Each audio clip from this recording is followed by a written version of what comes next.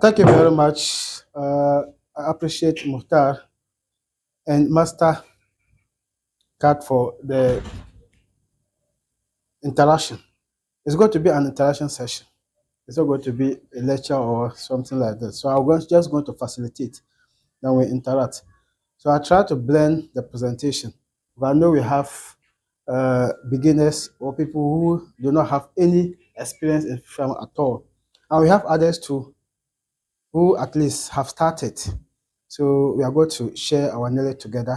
Then we'll see how interactive that will be. And at the end, we are going to learn. I'm actually going to take through three presentations. One will look at the overview of the fish farming. This one will just basically some terms and things that we need to know. And then we also have uh, how to get started. And I think that is the most important. If you want to start, how do you start? Where do you begin and where do you end? And then finally, we'll look at fish farm management. After you have started or you are starting, you have certain things that you need to be doing in the farm. So we basically run through this. And we have a colleague who will join us, and within a few minutes, he will tell us the cost of starting fish farming because they are also into making the fish ponds and these stuffs. So we have rough idea as to if I want to start, how much should I have in my hand at least. So after these presentations, if we have time, then we have a fish farm down here at Tishuo, which is the same area here. Then we move to that farm. Then we have the physical feeling of the presentations here. That's what we said. So once again, we are all most welcome. And like I said, it's going to be an interactive session. But at the end of the day, we will leave here and we can boast that at least you have learned something here. Yes, so overview of fish farming. Let's look at what fish farming is. And then this basically the introduction what I just mentioned. We are just going to look at the history, the definitions, the importance, and the benefit of fish farming, and then some of the methods involved in fish farming. Because fish farming has several methods, so we can look at these things. The back there too, I think some people can sit there, right? So now, aquaculture and fish farming, these two terminologies. Hold on, you can even sit here. Well, aquaculture and fish farming, they have some similarities. And even sometimes we use them interchangeable, but they have some difference in them. Aquaculture, we said, is the cultivation of aquatic organisms such as fish, shellfish, and even aquatic plants. So aquaculture is the broader term under which we have fish farming. So anything that is growing or rearing in water is under aquaculture. We have certain plants too, they grow in water or they grow them in water, like water lettuce, like azolla. All these are plants, but they grow in water and they are also classified as under aquaculture. So aquaculture, like we said, is a broader term, or it's an umbrella term under which fish farming is found. Now let's look at fish farming. But before then let's I say it's going to be interactive. So who can tell us at least what fish farming is? And like we said, we don't have there's no wrong answer here. We are interacting. At the end of the day, then we all grab one thing and then it will be appreciable. So what is fish farming? Let's share idea. Cultivation of fish, rear them and look after them, Put my mic on. Sorry, someone is put talking to them, pick it. them Okay. in water or in the fish pond, and then you rear them, like give them food, look after their health, you grow them, you either eat or you sell. Exactly. So any other? So that's the same thing. So now, per what he said, that's exactly fish farming. But who can differentiate between fish farming and fishery? Well, these are not also the same. We have fishery. Like if you say the fish industry, like Ghana, there's a fish industry. And then the fish industry, we have fishery and we have aquaculture or fish farming. So what are the differences? Or What's the difference between fisheries and fish farming? Who can help us? I would say fishery is the department Okay, which deals in all the farming of fish. fish. Okay, The fishery itself is a department, department. Okay, or should I say an organization okay, that's foresee okay. all the farming and then everything that deals with fish. Okay. Thank you very much. So that's why we have Fish Commission, and the Fish Commission has offices across all the regions. Yes. So who can give us another distinction? And we see fishing is basically talking about the capture of the wild fish, capturing of wild fish in our water bodies. So when the fishermen or fisherwomen go to the water bodies, they cast their nets or whatever method that they're going to use and harvest the fish. So that's the fishery. So this one, they do not rear them. They do not provide them with feed, like our brother said. They do not put them. They do not keep any million of the fish. They don't know where the fish grow. They just come to a natural body, and that fish there has been grown by, let's say, by nature or by God. Then they just go there and then capture them. So that's what we call the fishery. But fish farming, like he said, you put them in a confined place. At that time, you control everything of them, their feed, their management, their growth, everything. Because you have decided to take them from their natural habitat to your own confined area. So if you don't provide them with feed and anything that will enhance their life, they have nothing to do. So in fish farming, you take control of their life. But fishing, they just go to the wild or natural water bodies and they capture the fish. And we are saying that fish farming is coming to complement what the wild fish is capturing. And even right now, it is proved that fish farming even produce more fish than the wild fish. Because the constant harvesting of the wild fish, the fish are coming to extinction. Maybe we will look at those statistics later. So it just the fishery is just like hunting. Yes, hunting, yes. Hunting animals, like you hunt fish. Yeah, yeah. Is it fishing or fishery? Fishing. Fishing. Uh-huh. Fishing. So I would say fishing. fishery. Yeah, okay. We have fishing. That's where- Yeah, fishing. Yeah, fishing. Thank you very much for that. We have fishing and fishery. Okay, so fishing is the commission. And then we have the fishing. So that's it. So now fish farm, that's the fishing. It's referred to the breeding, rearing, and harvesting of fish in controlled or confined environment. That's what we said earlier. So this process can occur in freshwater or saltwater setting and includes various species such as salmon, tilapia, catfish, koi, and others. So there are a lot of fish species that you can farm. But Ghana here or Africa, or mostly even worldwide, tilapia and catfish are most common farm, but they have others. And I want to talk about saltwater and freshwater. I don't know whether someone can help us with the differences. Freshwater fish and saltwater. See, some of the fish, it will surprise you that they live in salt water. If you say salt water, water that contains salt, right? The fresh water, just the normal water that we are consuming. There are some fish, they prefer to live in salt water. Though those fish are not common, like salmon. They prefer salt water. And then the tilapia and then the catfish that we talk about, they like fresh water. But even with the fresh water, maybe we'll look at that later. We even use salt to treat them in the pond. Despite the fact that they don't like salt water. But there are some diseases or there are some times that you introduce salt into their fish pond as a form of treatment. We'll talk more about that. Yes. So now these are the differences. I think we talked about them earlier. Aquaculture and fish farming.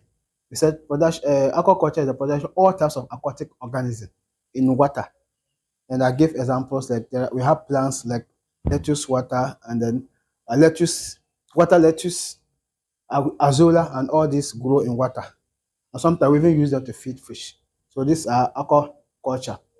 And then we said aquaculture is a small amount of special food from outside. Like I said, the fish that are in the natural system, usually you don't give them feed.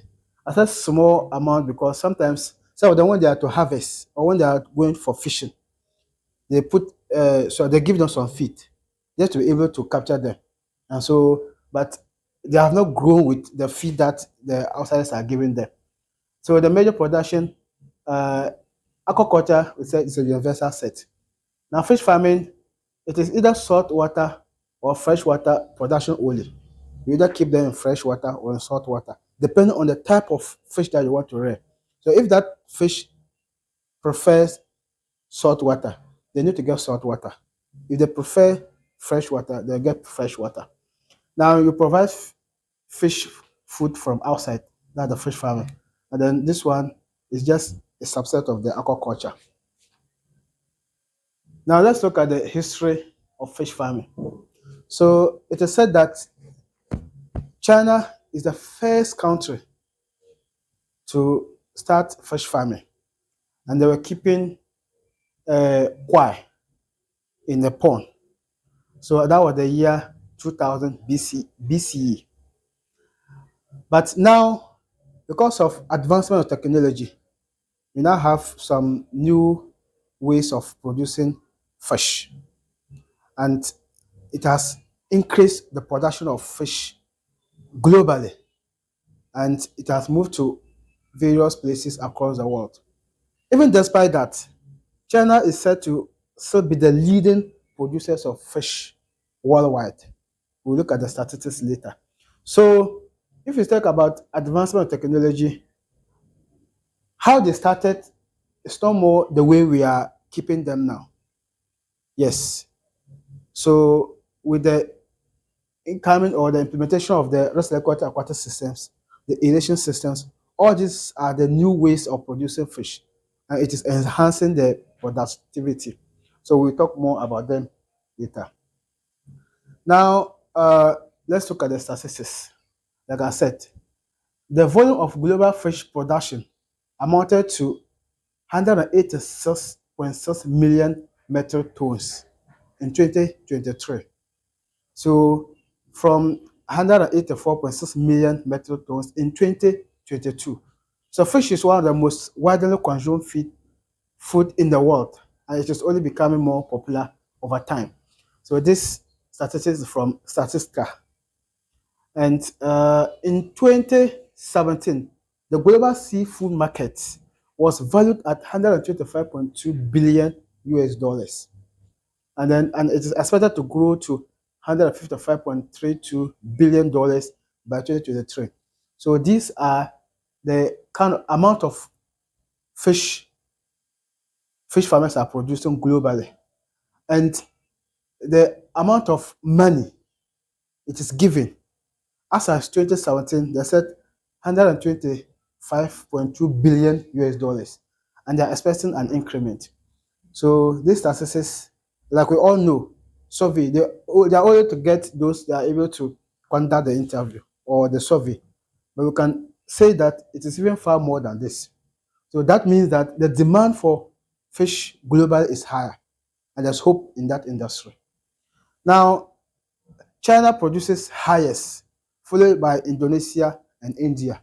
So in terms of continental, they say Asia is the highest producers, and China is under Asia. Yes. So they even tell you that even export, they are the highest exporters. Yes. So they make foreign income from that. Now, let's continue with the statistics. The global production of aquatic animals and algae reached unprecedented level, totaling 223 million tons in 2022. So, and then this, they are the same, but from different sites.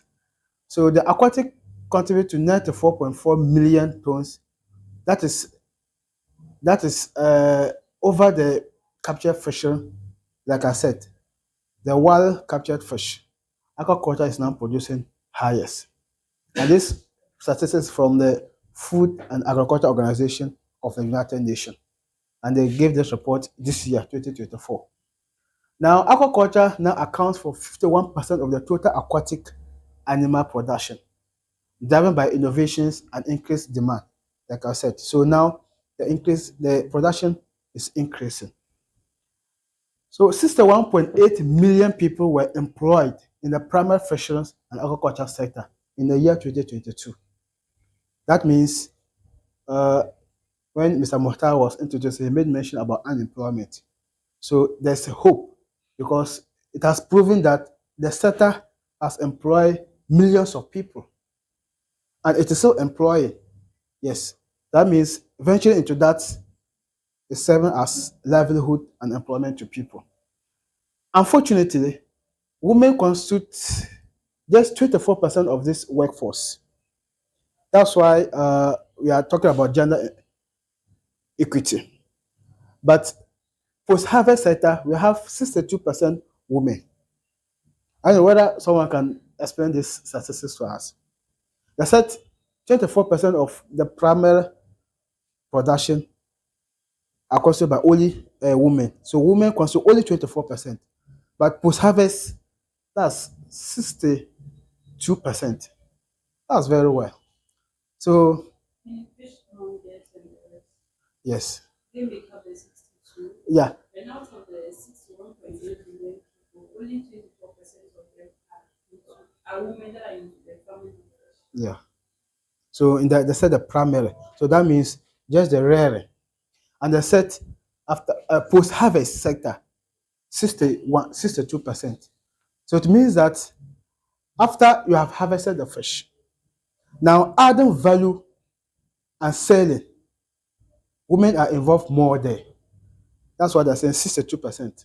So when you go, let's say, to add value, either they're smoking or selling them raw or whatever method that they will do, or fry, they said 62. And if you want to believe that their statistics is correct, let's just check within our environment. How many fish farmers are women? So far, as I'm in Tamale here, personally, I know Zainab and then Madam Christiana, and I met you today again. But I know a lot of men within Tamale here who are fish farmers. But let's go to our market or just our roadside. Most of those who are frying the fish, I don't know women. Those smoking, they are women. Those just at Kumbungu station and they are selling them, they are all women. And so they are saying that post harvest, after harvest, women are more there. But in the primary sector, women are not many. But they're encouraging women to participate because fish farming is friendly for both men and women. Like when you look at, I haven't seen anything that is so complex in fish farming that woman cannot handle. Or madam, or there is something that is very complex that you cannot handle as a woman. So that's what we're talking about. So there, and Mastercard is also encouraging women to participate. Even this training, we were expected to get more of the women. Unfortunately, only few of them are here.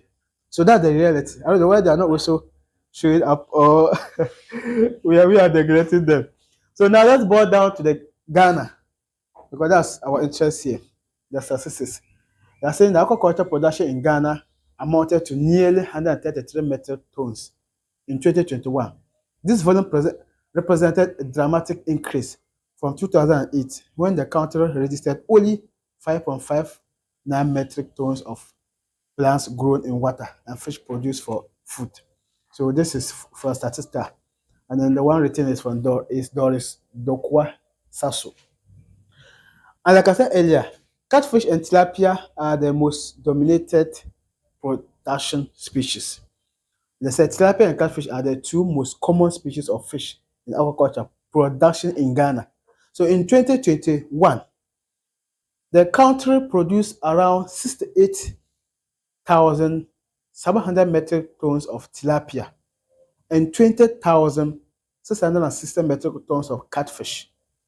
Yes, so that means that tilapia production is lesser, right? It's rather higher than catfish, right?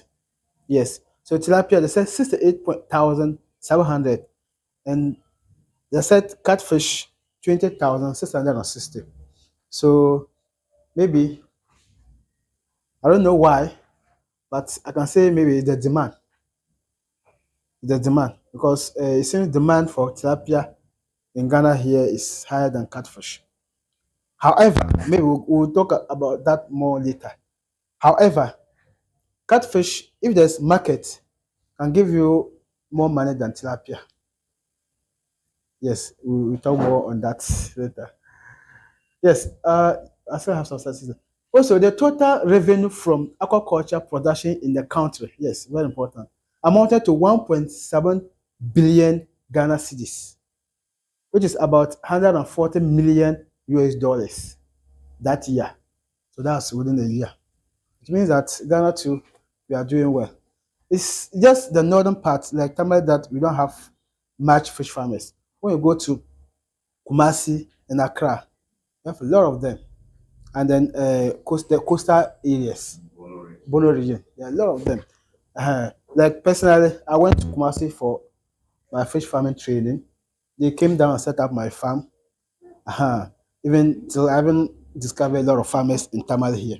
So they have a lot of producers there. And there's hope there. 1.7 billion Ghana cedis. At least, yeah, it's something we can talk about. So now let's look at the importance of growing fish. You see? Okay, so I want us to discuss what are the importance. Why do we grow fish? Yes, source of income. Can you expand or explain that more? Source of income in the sense that when you are rearing them for commercial purpose, Let me give you my microphone at when least. you are rearing them, a source of income in a sense that when you are rearing them for a commercial purpose, you know, when they grow, you sell them, and then you get an income. There is gonna be a amount of money that you will receive Yeah, afterwards. that's fine. So why another give it. Why do we rear fish or Okay, so I'm going to the health aspect. health aspect? Yeah, so Okay. we've seen that malnutrition has become a challenge. Okay. So to be able to address that, fish is a form of we get protein from fish. Okay. So if you're able to get a supply of fish to our consumers, Okay. it will help correct malnutrition. That's fine. Any other? Okay. Pass it to you. It also helps reduce unemployment rate within a jurisdiction. Exactly. Yeah. And the statistics told us some number of people who are involved in that sector, over 61.8 million people. So that's true. So any other or any reason why we should be in fish farming? When under health condition, Okay. the cholesterol level of fish is low. No. So people battling with cholesterol No. are normal advised Yeah. to be on fish. Fish. Okay. Mhm. So that's nutritional vibes. Also, coming down to really Ghana, when you look at the statistic, the amount of fish being imported into the country is so high. Meanwhile, we have unemployment Yeah. rubbing us in our faces. Yeah. Okay, so when you get the initiative of fish farming, it will help us reduce the amount of imported fish into our country. That's fine. That's fine. Okay.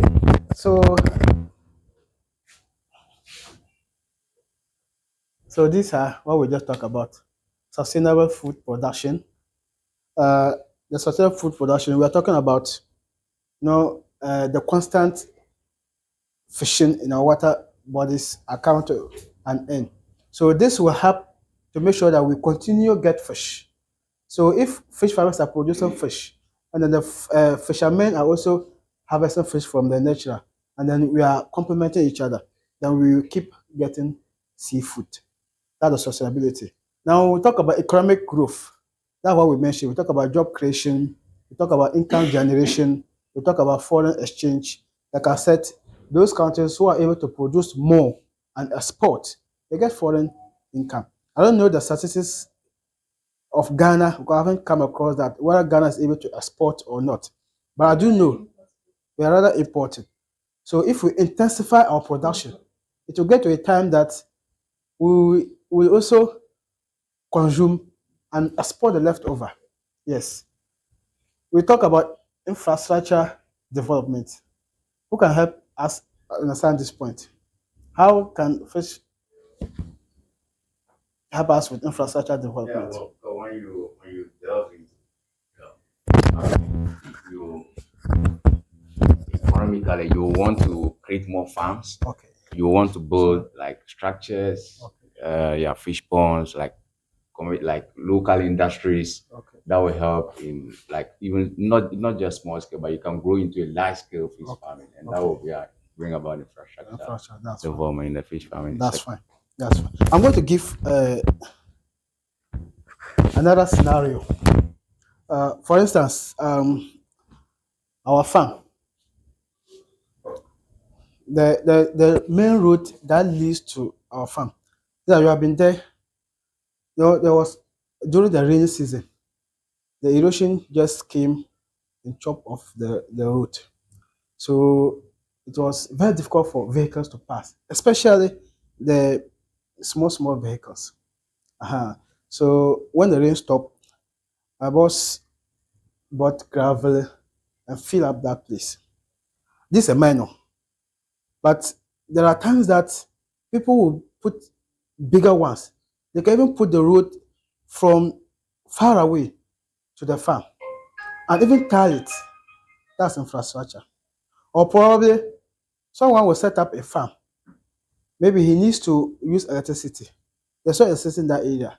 The person extends electricity to the place. That's infrastructure development and all that. So that's how it can contribute. So thank you very much. Now, tourism attraction or tourism potential. So how can fish farming give us tourism or its potential to talk about? Um, like when I went testing in Kumasi, every day, especially weekend, you see people trooping in. Now we're just coming to see the beauty of the nature because they were having several fish beaches and they have a lot of things around. The people just come, watch, see how the fish are eating, how they are behaving, and they enjoy it.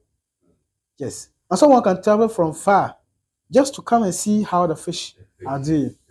Yes. I think my village, my people come there every day. To see, yes. Anytime I go to feed, I see them coming to feed. Uh-huh. They'll be asking questions. So they're surprised. Yeah. Like people are just always asking me, what are you giving the fish? What are they? And they want to come and see. So that's it. So now gender equity, that's what we talk And about. also just add to tourism, like the hospitality industry, you see some hotels create some cubicles where they put fish there. Yeah. Just Yes. Yes. Ornamental or ornamentalist. Yes. Yes. I think later we'll talk about that. Ornamentalist. You just put in a glass, the transparent. You see them, and people will be enjoying it. Yes. So that is it. So now gender equity, like we said, fish farming is very friendly for both sexes. Both men and women can involve in that. So it is friendly for all gender. Now nutritional, we talk about that. Thank you. Efficiency resource use. Yes. So this one, this efficient resource use, we're talking about just to use small space and small amount of water to produce large quantity of fish. For instance, you have a fish pond, like Madam Zainab, her fish pond, you said you have 1,000 fish there, 3,000, 2,000, over 2,000. So now, just a small space, and you are keeping such amount of fish there to rear, you're making good use of the resources. And if people will complain about constant use of water, you are using a lot of water in the farm, that's why we now have filtration systems and irrigation systems. You will set it up and you will reusing that same water. So you use efficient resource. Now, environmental benefits. Instead of just drilling the water out to be smelling and be causing a lot of harm. You can also use that same water to produce crops. So that's the integration method. Yeah. Maybe in future we'll talk about aquaponics. But for now, instead of uh, people are complaining that the farm is smelling and what and what, you can just make good use of that same water, very nutritional for plants. Use and grow your plants, and then it will be environmental friendly. Yes. Now let's look at types of fish farming. Aquaculture, we talk about aquaculture, we'll not talk much again. Mariculture. Mariculture, um, this is where they have people, they'll put in cages or you can raise system. They have it, the ponds installed in water bodies, and then the fish will be there. I don't know who has visited the Muntanga. Now, though I've not seen it, but I saw the pictures and someone told me that they now have set things there. You see that they have the fish ponds inside the water. So that one, the water is plenty and it's rushing in and out. So they just get borders so the fish will not escape. They'll keep them in there and then it will be growing. Can talk about it. Now let's look at aquatic system. RAS. This is a filtration system. So this one is not running alone. You connect it to pond aquaculture. We'll talk about pond aquaculture later. You will fix it. It's a filtration system where the feces or the insult particles will be filtered from the water. So that same water will be reusing. That's what we are using at our farm. So this system is the modern one. It uses pumps, and the only maybe some of the disadvantages is that it uses electricity, but the consumption is even very low. So it will be filtering the water. It will be filtering. It will be filtering, and that's the modern way of fish farming. And it's very good, especially if you have limited water supply at your farm. You can use this system continuously. So Now, this, yeah, with this system, if you have, if you started with fingerlings, yeah, is it for them? very good. Maybe I don't want to divert. I will play some videos for you. Yes. So even now, like I do make it for people. I was just talking with someone. He asked me to make some. Yesterday I was supposed to go to Larban and fix someone's filter system, but I couldn't go because of some reasons. So it's very good. You just fix it from the onset, and it will be filtering. So it will take you months. You will not change the water. You only change it when the need be. So you can have very limited water at your farm, and you can use this system. So it's very good. Now we have the pond aquaculture. So pond aquaculture, that is basically what we are familiar here, or mostly that's what we are using here, and we have them several. But which type are you using? Pond. I mean, which type of pond? Concrete pond. That's good. Which type of pond are you using? Tapoli pond. Tapoli pond. So these are the types of ponds they are mentioned. So we'll give us another type. They are mentioned concrete fish pond. They are mentioned. We look at them more with their disadvantages and advantages. So that if I go to start, you will know which one to choose. Yes. So we look at them more. So they are mentioned concrete. There are about 6 or 7. So, 18 pond. Yes, 18 pond.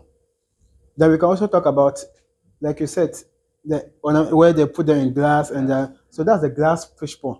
So mostly these ones are for ornamentalists. It's for beautification. So you can a commercial fish farmer, you want to raise thousands of fish, and you go for you break it, and then everything is gone. And so it's for the ornamentalists, the hotels, those displaying for beautification. So usually they use that one. And then we also have the plastic. I don't know whether that's very common. Sometimes you see they just get that white poly tank, then they cut it, and then so that's plastic. It also has the various ways, and they're all forms of fish farming. So we weigh their advantages and see. So now this concrete fish pond. Unfortunately, the color of the projector, because the images are very nice here, but the color is somehow. So this So please, will you be sharing it with us? I think if you want to, if you want, we will share it. We will share on the platform for you to see. Now, the concrete fish ponds are ponds that are engineered water bodies constructed using blocks, cement, and other building materials. Yes, so they just use, like, we just know how to build normal rooms. Even though if you don't do it very well, it will leak. We will talk more about that. Then you put it, and you can put it whichever shape. That's why I kept these two pictures. This one, see, let's say it's rectangle, and this one is circle. Whichever. Or you can do it whatever method that suit your farm or your interest. So now the advantages. Madam, since you are using concrete fish pond, can you give us some of the advantages of that? And then Madam Zena will give us the advantages for the tarpaulin question using tarpaulin. Yeah, advantages of concrete fish pond. What would I even say?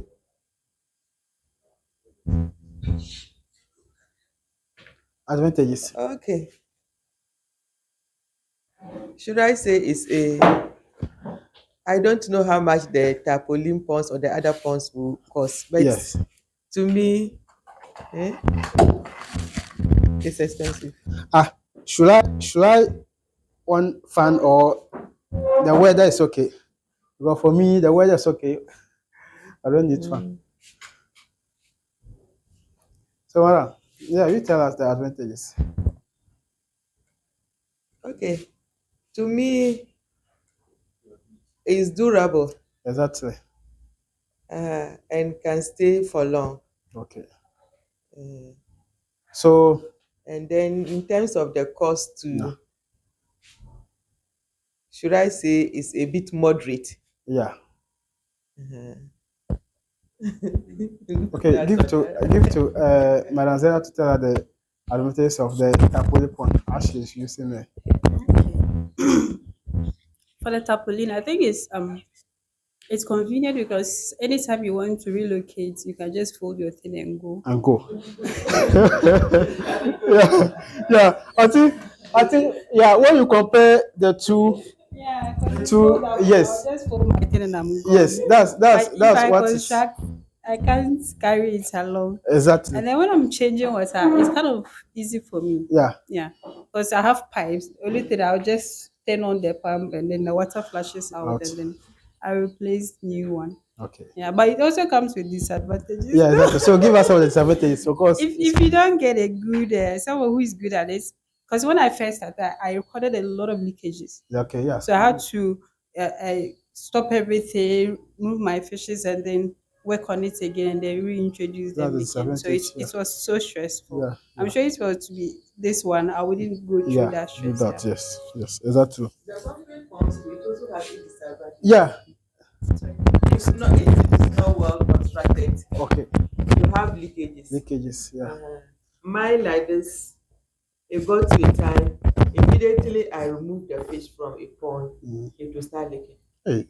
But if the fishes are there, Yeah. no problem. So But immediately I remove them.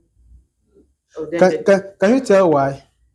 So I used to feel that maybe the fish, when as they are there, the dirt in the water always. Exactly. Especially you use catfish, right? Yes. No, they are very slimy. So that slimy, sometimes when they are there and they produce it, it will go and block that small holes that way. So that is it. So now, advantages. I will just read them and go. We have durability and longevity. So yes, it is durable. Concrete pond. When you construct it, it takes tens of years. Customizability. That's what I was saying. You can construct it in any form you want. If you want square, rectangle, what, you can put it. Then better control over water quality. This one, when we talk about water quality control, you know, this thing, tarpaulin pond, one of the disadvantages is that, especially if it's exposed to sunlight and there's excessive sunlight, the water or the temperature changes. The water becomes hot. Even if you are fortunate and the pond is a bigger one and you have enough water in there, it's even better.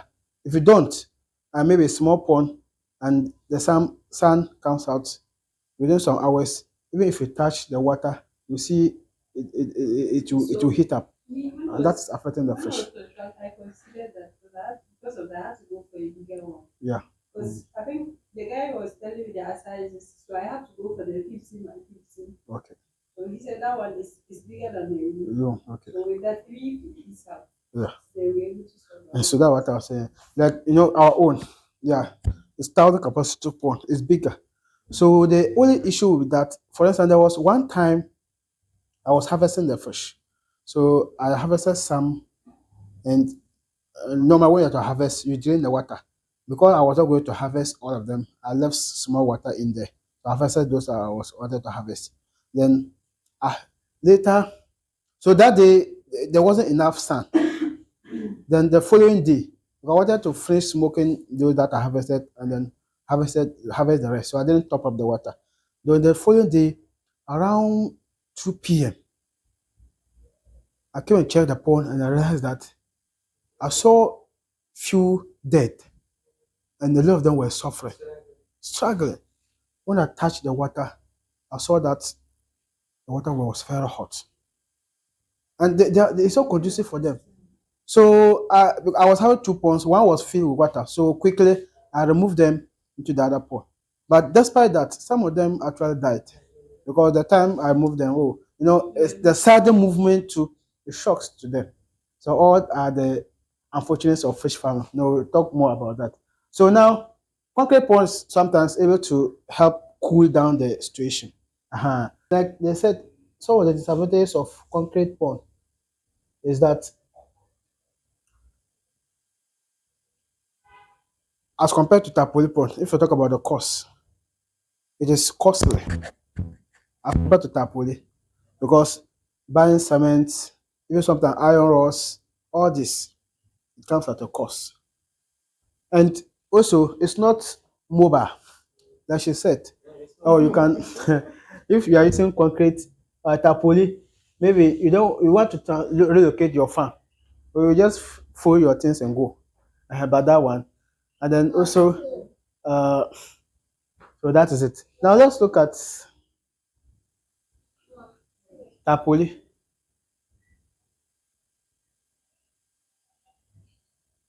So these are the tapoli fish ponds.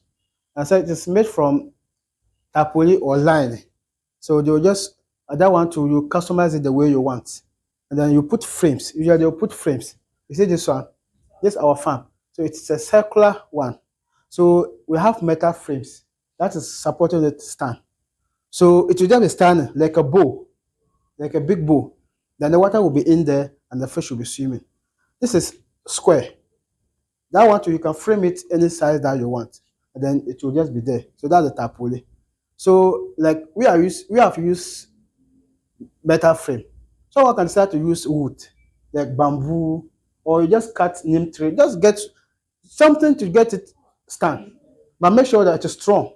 Otherwise, if you put in water and then it breaks and it falls down, your fish everything will die because they can't survive if they are not in the water. Yes. So some of the advantages of tapoli pond, she mentioned them. We talk about it is mobile, it is less costly, it is easy, it is flexible. You can do whatever that you want. But the disadvantage, like we said, if you have excessive sun and you don't provide shade, it may change the condition of the water. That might affect the fish. If you're not lucky, you may face leakages. Even concrete ponds too, like she said, sometimes it has leakages. But sometimes you can even blend the two. You construct the concrete fish pond and then you line it with tapoli. People are doing that and it's very good. Even the new one of the disadvantages of the concrete pond is that when you construct it new, the cement content and then other chemicals, if you don't cure the farm very well, if you don't cure the pond very well, and you put in the fish, they are likely to die because that chemical will contaminate the water. So, mother, how did you cure your concrete pond? Or it wasn't you that you constructed? So I did. So, how did you cure it? Let's learn how she cured. There are several methods. So maybe she will share. I use banana stalks Okay. and then the leaves. Okay. So I kept it in the pond for since 2 weeks. Okay. So you put it in the pond and then you put water in it. Okay. So you leave it then for some time. So as is there, then this mosquito larvas, Yeah. they will start forming. Yes. So when you see that they've started forming inside the water and then they are moving, Okay. it means life this thing can stay in. Okay. So you now drain it and then wash it well before you. And when you are washing it too, some advise that you use salt Yeah. to wash it well. Some even say you can add palm oil. Okay. And then wash it first before you now use the salt to wash to remove all the chemical in the cement. So before you now start. Okay. So that was what I did. think Then when you put the water into, you need to check the pH level of the water okay. before you put the fish in. Exactly. So I will not say anything again. Exactly how we all do it or hear it here. So now let's look at the earthen pond. So the earthen pond, simply you just dig the ground. Yes, we digging tools. If you are intended to have a big pond, maybe you need excavator. Maybe you want a large pond. Maybe you need excavator. But if you just want to start something small, you can just use whole cutlass, shovels, those things, and just dig and you put it in. So this thing, if you are going to do, if you are not intended to line the ground, it means that you need to select the place that is clay, where the water holding capacity is high. So when you put in water, it will not easily drain under or seepage. So, but this time, because of advancement, people now do concrete pond anywhere. So after digging, they will line it either with tarpaulin or they get strong rubber. There's one line so that it can hold the water and you are good to go. But if you just leave it and the soil is there, it's better than the lining because the soil under is serving as filtration. So as they are defecating, the leftover, it is going under. That's the natural water bodies. There are thousands and millions of fish in there. But you go there, you don't find their feces. Where does it go? So there's natural filtration in there. But when you line it, you will not get that natural filtration. Yeah, so that's another thing.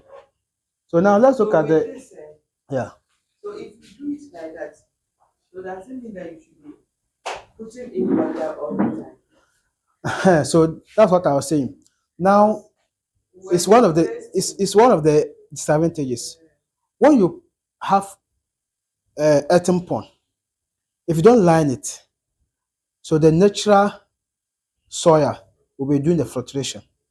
So changing the water all the time is not a must. However, every earthen pond, just a normal pond, also has outlet and inlet. So you definitely have outlet. So in case there is contamination or you feel that the water is too dirty, then you drain it out and change. But you don't do that all the time, like other normal ponds. No, it will take you longer time. But when you line it, like I said, and there's no flotation, you will have to always change it. So some of the advantages, natural environment for fish. So they just feel like they're in the natural water bodies.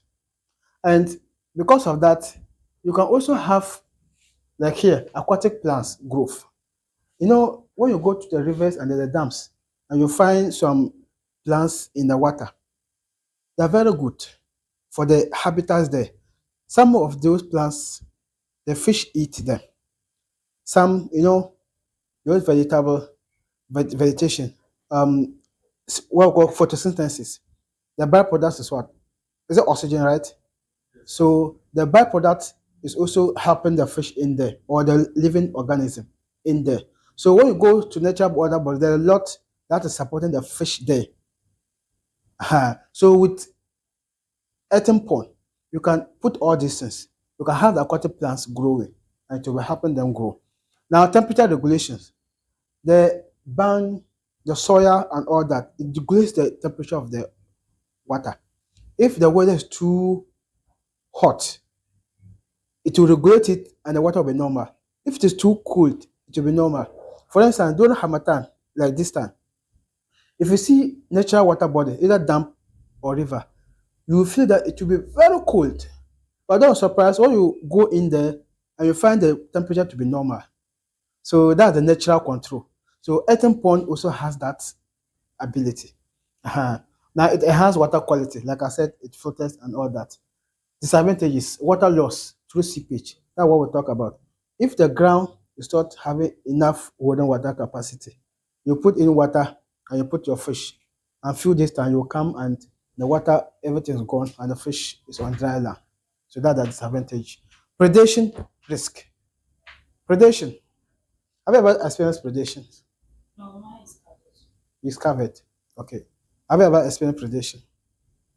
Predation, there was one day, okay, I don't have the image here. It's even two times. I came to my farm and I saw two occasions. And then the first one, it was dead in the pond. You know, they eat fish and meat. The first time, it was just dead, but it was just complete. So I removed it. The second day, I came and saw only pieces of the meat and the feather all over the pond. The fish also consume it. It means that it came to consume and the fish rather consume. And that's how catfish is. No, catfish, they are carnivore in nature. So anything that is anything that comes into the water, they first attack it. That's how they are. Even when you just put your hand suddenly, when you come and you don't create that one and you just put your hand, by the time you realize they are biting you. I have some scars in my hand for their bites. Yes, so that's predation. So those living organisms consuming the fish. So fish, if you're using concrete tap with other ponds, you can easily cover, like she said. So when they come, it is covered. They can't enter. But earthen pond, oh, it's just wild. So they'll just come in, pick and go. Come and pick and go. So that's one of the disadvantages. Now, disease management. It is difficult to manage diseases because, like we said, you can't just always be chilling in the water. So in case there's this outbreak, it will spread quickly and they'll all die. Now, difficulties in harvesting. If I go to harvest, like our concrete and tarpaulin, you can just come with your scooping net and scoop some fish and see. But at some point, you need to get nets to come and cast around and whatever. So it's not. You don't even salt. Huh? I say with the eating pond, you don't even salt. You can sort, but it will be difficult. And even if I go to sort, you need to get at least two. But you can, if you sort, where are you going to put them? So unless you have additional or another pond where you will sort them and put them in. And so usually it is difficult to sort. So it's part of the disadvantages. Plastic fish pond, that's what we said. So this example, the disadvantages, it's just like the tarpaulin and then glass fish pond. The pictures are not clear. So these are glasses. This one, I took this picture. I last went to SWAT. So SWAT, the point and kill. You know, it's also in that way. So they are swimming in the glass. You come and point this one that I want there. So I took that picture there. And this one I took it online. So that's a glass and there are fish swimming in there. And then conclusion. So this our website, for aquaculture, you visit and then YouTube channel. Maybe later I'll share the YouTube channel with you. We have a lot of educational things there. Yes. Let me break for questions and then we see whether we can move to the other one. What's the time? 1:43. So question. Talked about the cage. Madam talked about Yeah. the cage. Yeah. So I want to know what is the minimum or the required cage for their maintenance? Madam, you help us answer that question. Me, I don't even have water test kit. Oh. I don't have. I don't have. So I just use my observation. I don't also have it. So theoretically, I can talk about it, but practically, no. So she is the best person Okay. to. With the pH level, I learned it's not supposed to be higher than 6. Okay. It should be the normal pH level of water. Okay. So if you taste and it's more than 6, then it means the No, it's supposed to be from maybe 6.5 to not more than 9. so they told me that I shouldn't let it exceed 6. So Okay. 6.9 to 9. Like water is My 7. network is 7 fine. is Yeah. actually 7 because Yeah. of their So feces you and connect everything. you sit and connect it for me. So that was what they told me. Okay. So I shouldn't let it exceed. So because I didn't know much, so he only told me that I shouldn't let it exceed 6. So that from 6 going, when I see that it's getting to 7 and above, that I should put bitter leaves Okay. in the water so Okay. that it will be normal for To them. reduce it. Okay. Okay. So that was what they told me. Okay. So when we want to talk, when we come to our fish farm management, we'll talk about the bitterness. Are you satisfied with it? So any other question or addition? Yes. If I had to add something or then we go. So yeah, what's okay. With the, in the farming industry, Okay. I mean, there's a pocket of farm. Okay. They have these grants they give to people. I don't know whether in the fish industry, the fish farming industry, there's something like grants, fishes, or those who are into it, I mean, acquire, or is this just not? Yes, you are asking whether there are grants. There are, but just like any other grant, it's so easy to access. But there are. I'll give you some few scenarios, but you need to just be alright. Now let's look I at think there are also grants that you can. It's not necessarily from the fish. industry. Yes. I went to some class last week from YCI. They support businesses though, not particularly fish. Yeah. So you have to fish for them. Most of the grants, for instance, if there's an organization that is providing grants for climate change or climate related issues or agriculture, these are just major terms where if you put your grant very well as a fish farmer, you can fit in there. It's just a matter of putting out your application that will convince the donors that yes, if they actually give you their intention or what they're intending for, they will get it. For instance, climate change, you want to solve climate change. As a fish farmer, how can you contribute in that? Then you submit your grant, and that will be fine. Basically, it's about your social impact. So Impact, if your exactly. social impact is strong and meets their criteria, And also, just to cut it, we'll be doing a virtual session to talk about how to get funds to start up a business, regardless of whether it's catfish or whatever, which we'll share in the group. So you can join that virtual session. There are lots of Exactly. organizations that are fund people and start up businesses. And some of the grants are 100% free for you to start your business. So let's not focus much on that. We should be dealt later. So the link will be shared with you. Okay. So let's see how to get started. First of all, we talk about planning your fish farm. So if you want to, like any other business or any other thing, first of all, you need to plan. So how do you plan your fish farm? So that's what I want to talk about. So to embark there, you need to plan very well. And if you plan well, you will be successful. Now let's first of all with the planning, let's look at site selection. If you are going to select your site for your fish farm, what are the things that you should consider? First of all, water quality and availability. We didn't just say source of water. We said water quality. The issue is that fish, there are some, there are some weight behavior. They're not like, they are different for us as human. You might feel that this water is good for consumption, but it might not be good for fish. For instance, we all like pipe water, the Metropolitan Assembly water. That's what we all drink, and we think it's treated and it's good. Ideally, it's not ideal for fish because of that chemicals in there. It kills the fish. Even though if that is the only source you have, you can use it, but there are ways. So that's why I'm saying that we are not talking about just the source, but the quality. So the sources that you can look at is underground water. If I say underground water, either wells, boreholes, they are coming from under. So these are natural water bodies or water systems.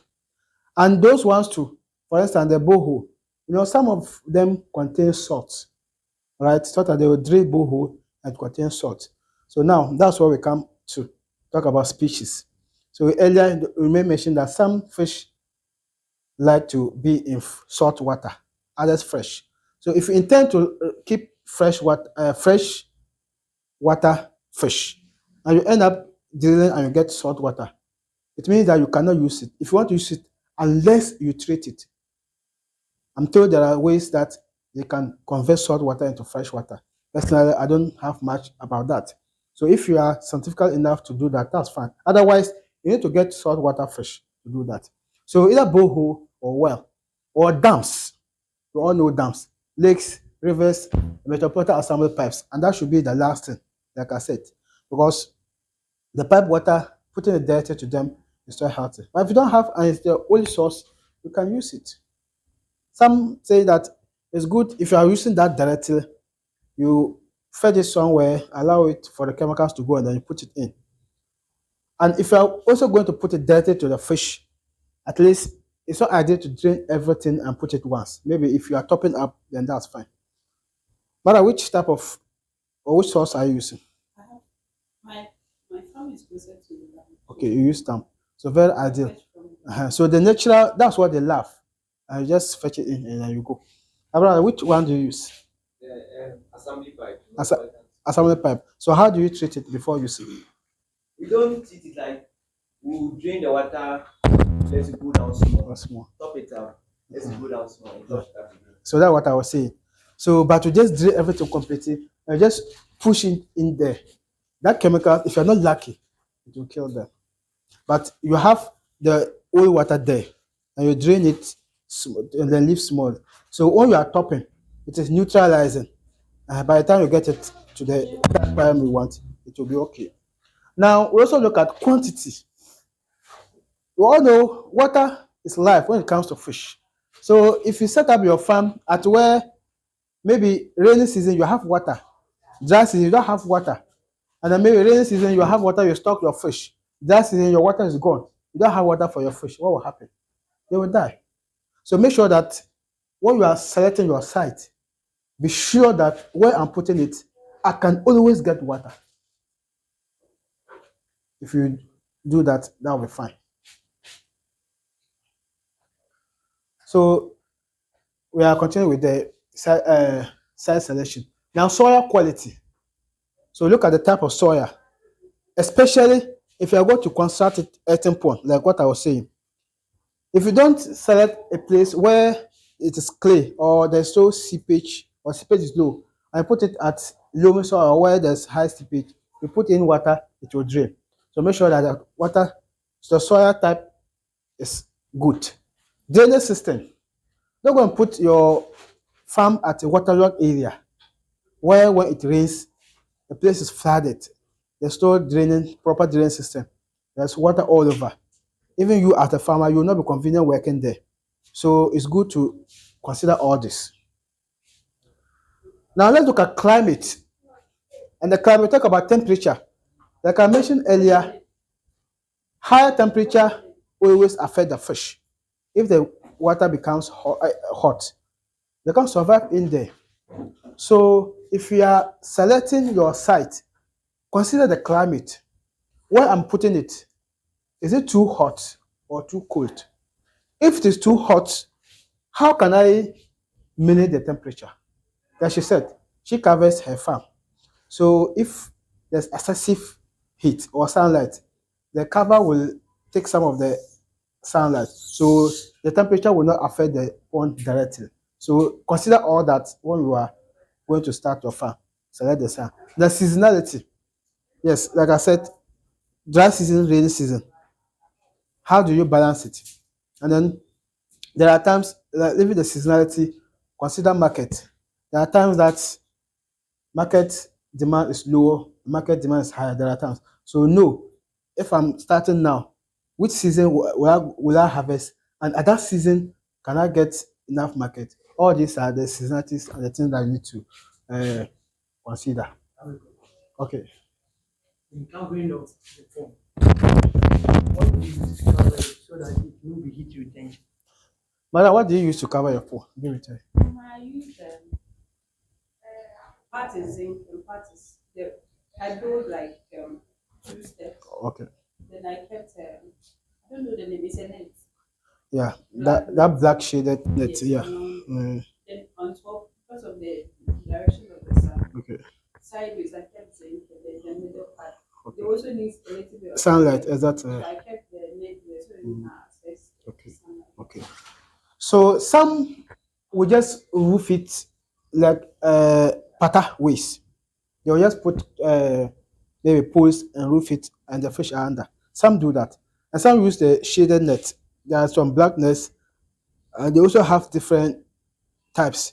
There are some that will reduce or that will take the sunlight completely, and there are some there will still be sunlight, but it will reduce the intensity. So preferable, that's what I prefer. Though I've not covered, but that's what I prefer. But some will just decide to cover everything completely. But the fish, like she said, they also need sunlight to grow.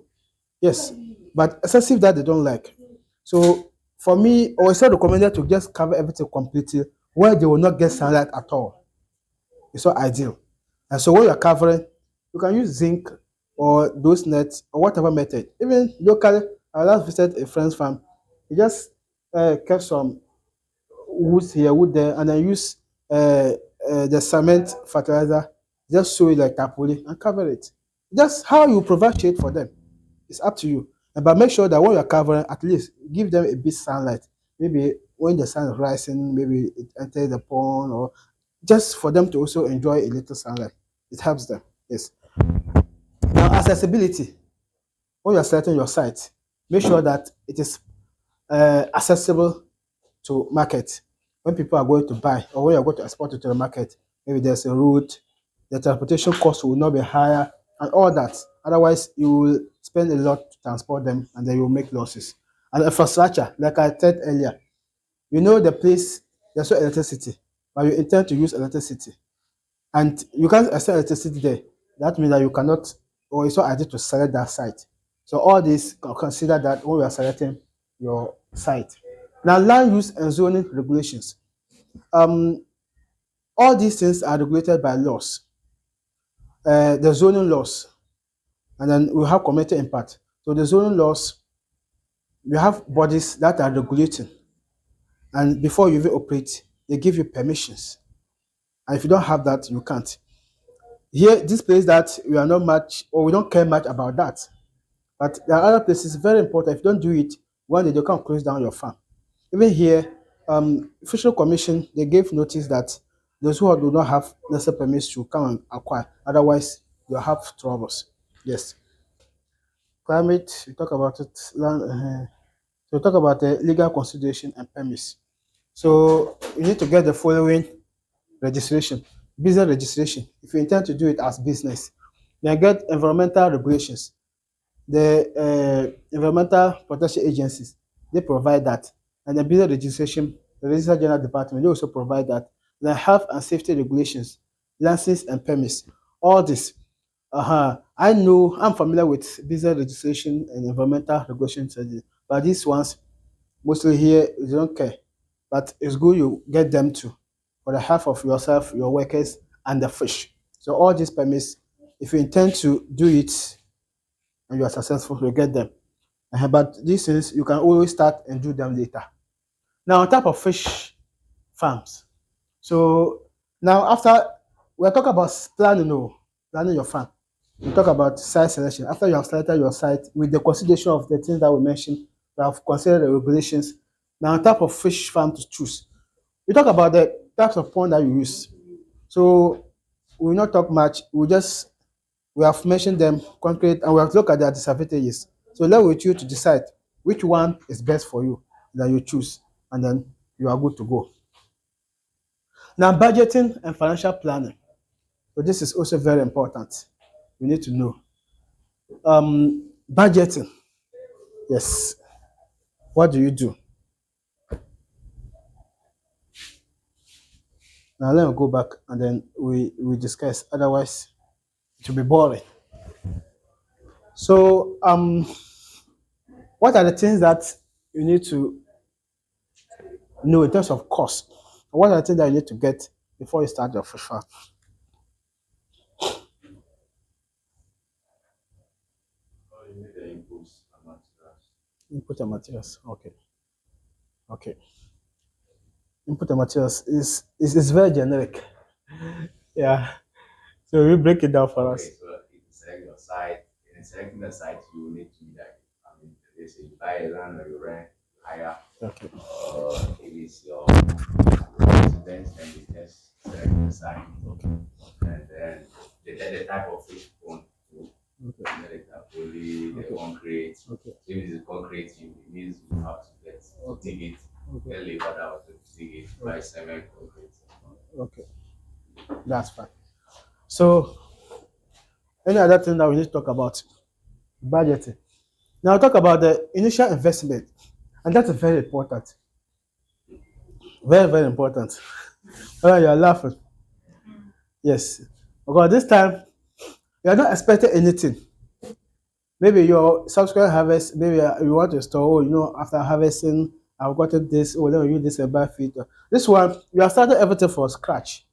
So, so there are things that you must take note. First, capital costs. That the cost of installing the fish farm. You talk about land. Maybe you don't have land, like you said, you need to acquire all that. The rest, as you have land, the fish pond, which type of pond are you going to use? How much is going to cost you, and all that. Like you said, simply put the materials or the equipment. Now, after you have cost all that, we're talking about budgeting. After you have put all that into cost, then you come to working capital. So money that will be used to run the farm till harvest. Because at that time, like I said, you're not expecting anything. All that you do is input, no output. So you need to plan all that. So what is going to keep it till it ends? Because the fish, they are there.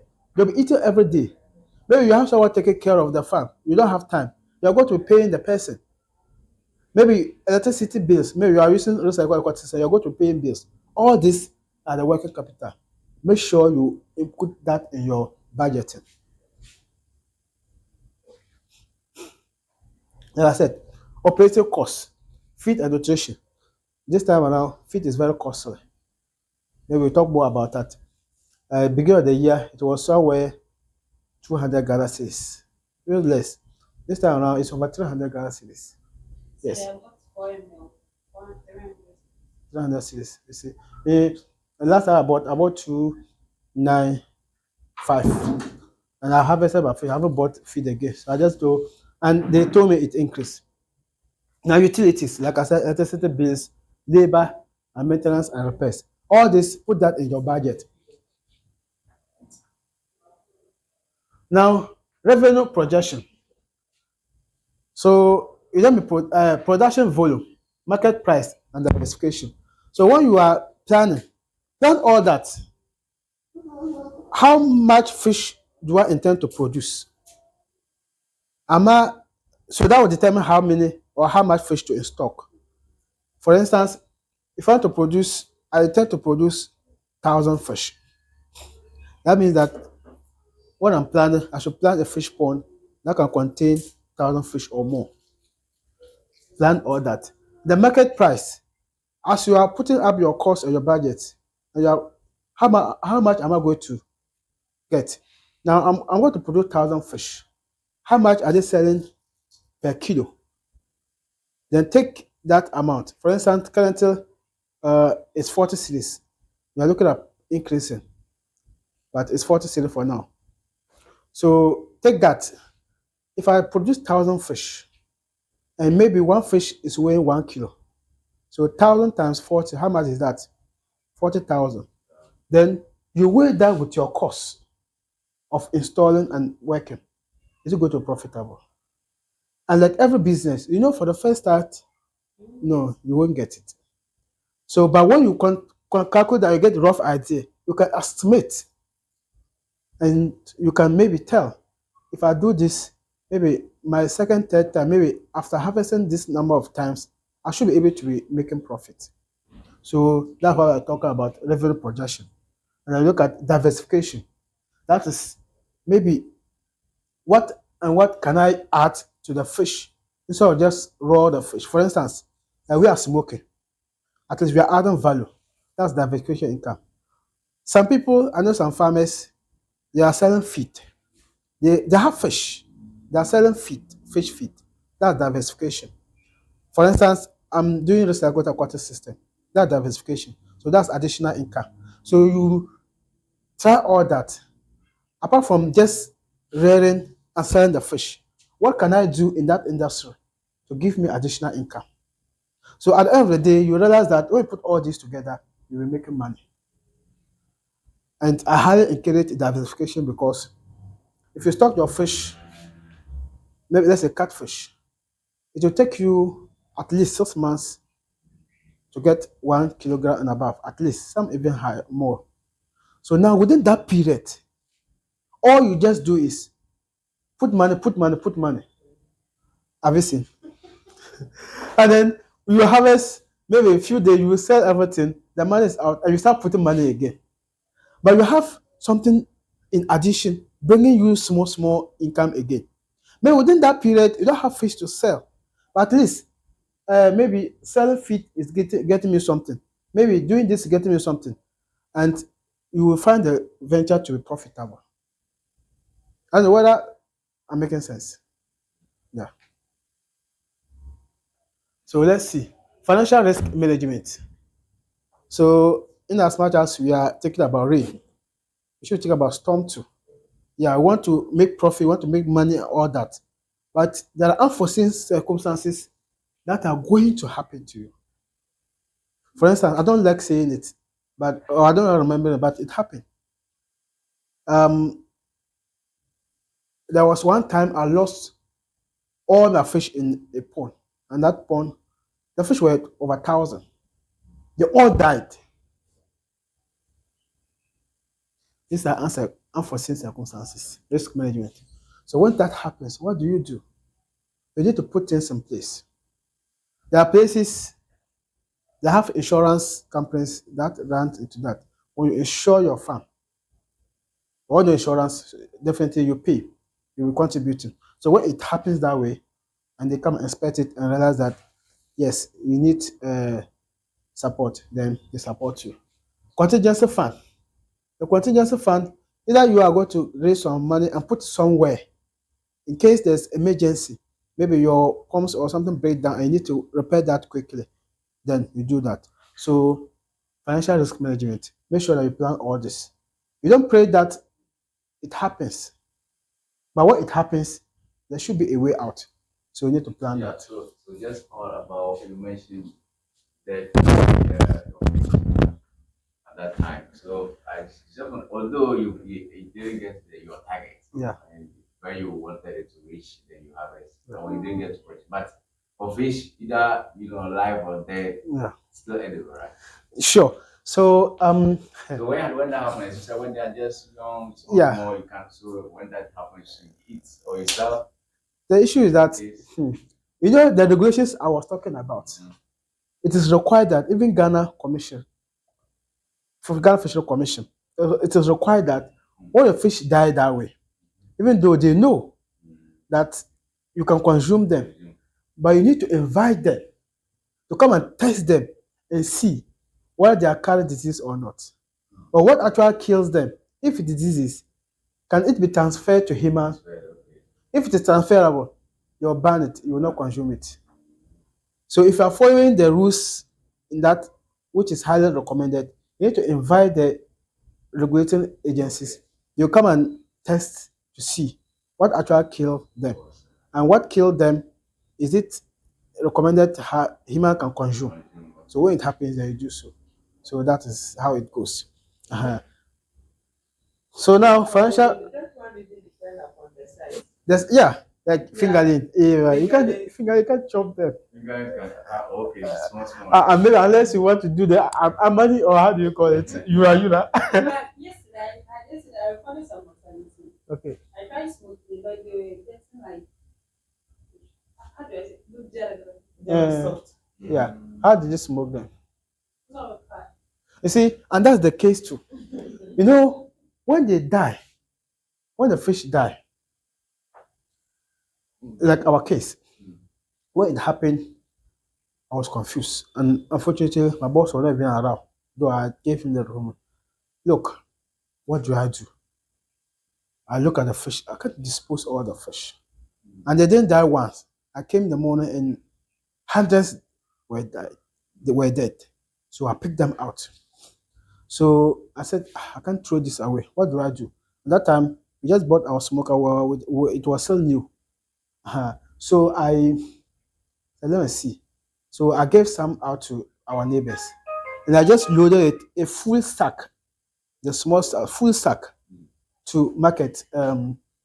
Those sitting Kumbungu station, they call Kumbungu station, where I stick with they sold me to one woman. I went to her house. When we pour it was full of big basin. You know how much she bought it? 100 cedis. Lie, 100 cedis.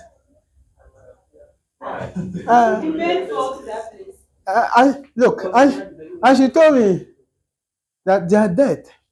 And as they are dead, like what we were saying, even when you smoke them, you will not get proper fish. I should go to smoke them. What and what, blah, blah. I know, though, I feel she cheated me, but she tried to prove to me. And I also want to get rid of them. Otherwise, I had to dump them. So I gave it out. So that's what I was saying. Now, first, when they die, when they just die, they'll go into the bottom. And they will soak water. After they soak water, they will come out. They will come out. So at that time, their quality, even their meat quality is lower. That's why those buying the fish, they prefer you harvest them and kill them yourself. But when they die, go under, soak water, and come out. As when you harvest them there, right? Yeah. But once you harvest them within like some 31 hours, they will die, or you even kill them. Especially catfish, they don't die that way. Okay. Unless maybe, usually we use salt to kill them, but we'll get to that. So, but when they die themselves in the water and soak water, and now it's suspended on the water, and you take them, the quality of the meat is down, and you even smell them. So that's why you smoke them, and then. But if you have them just and you kill them yourself and you smoke them, you won't find them like that. So that is it. So now, record keeping. So it's good.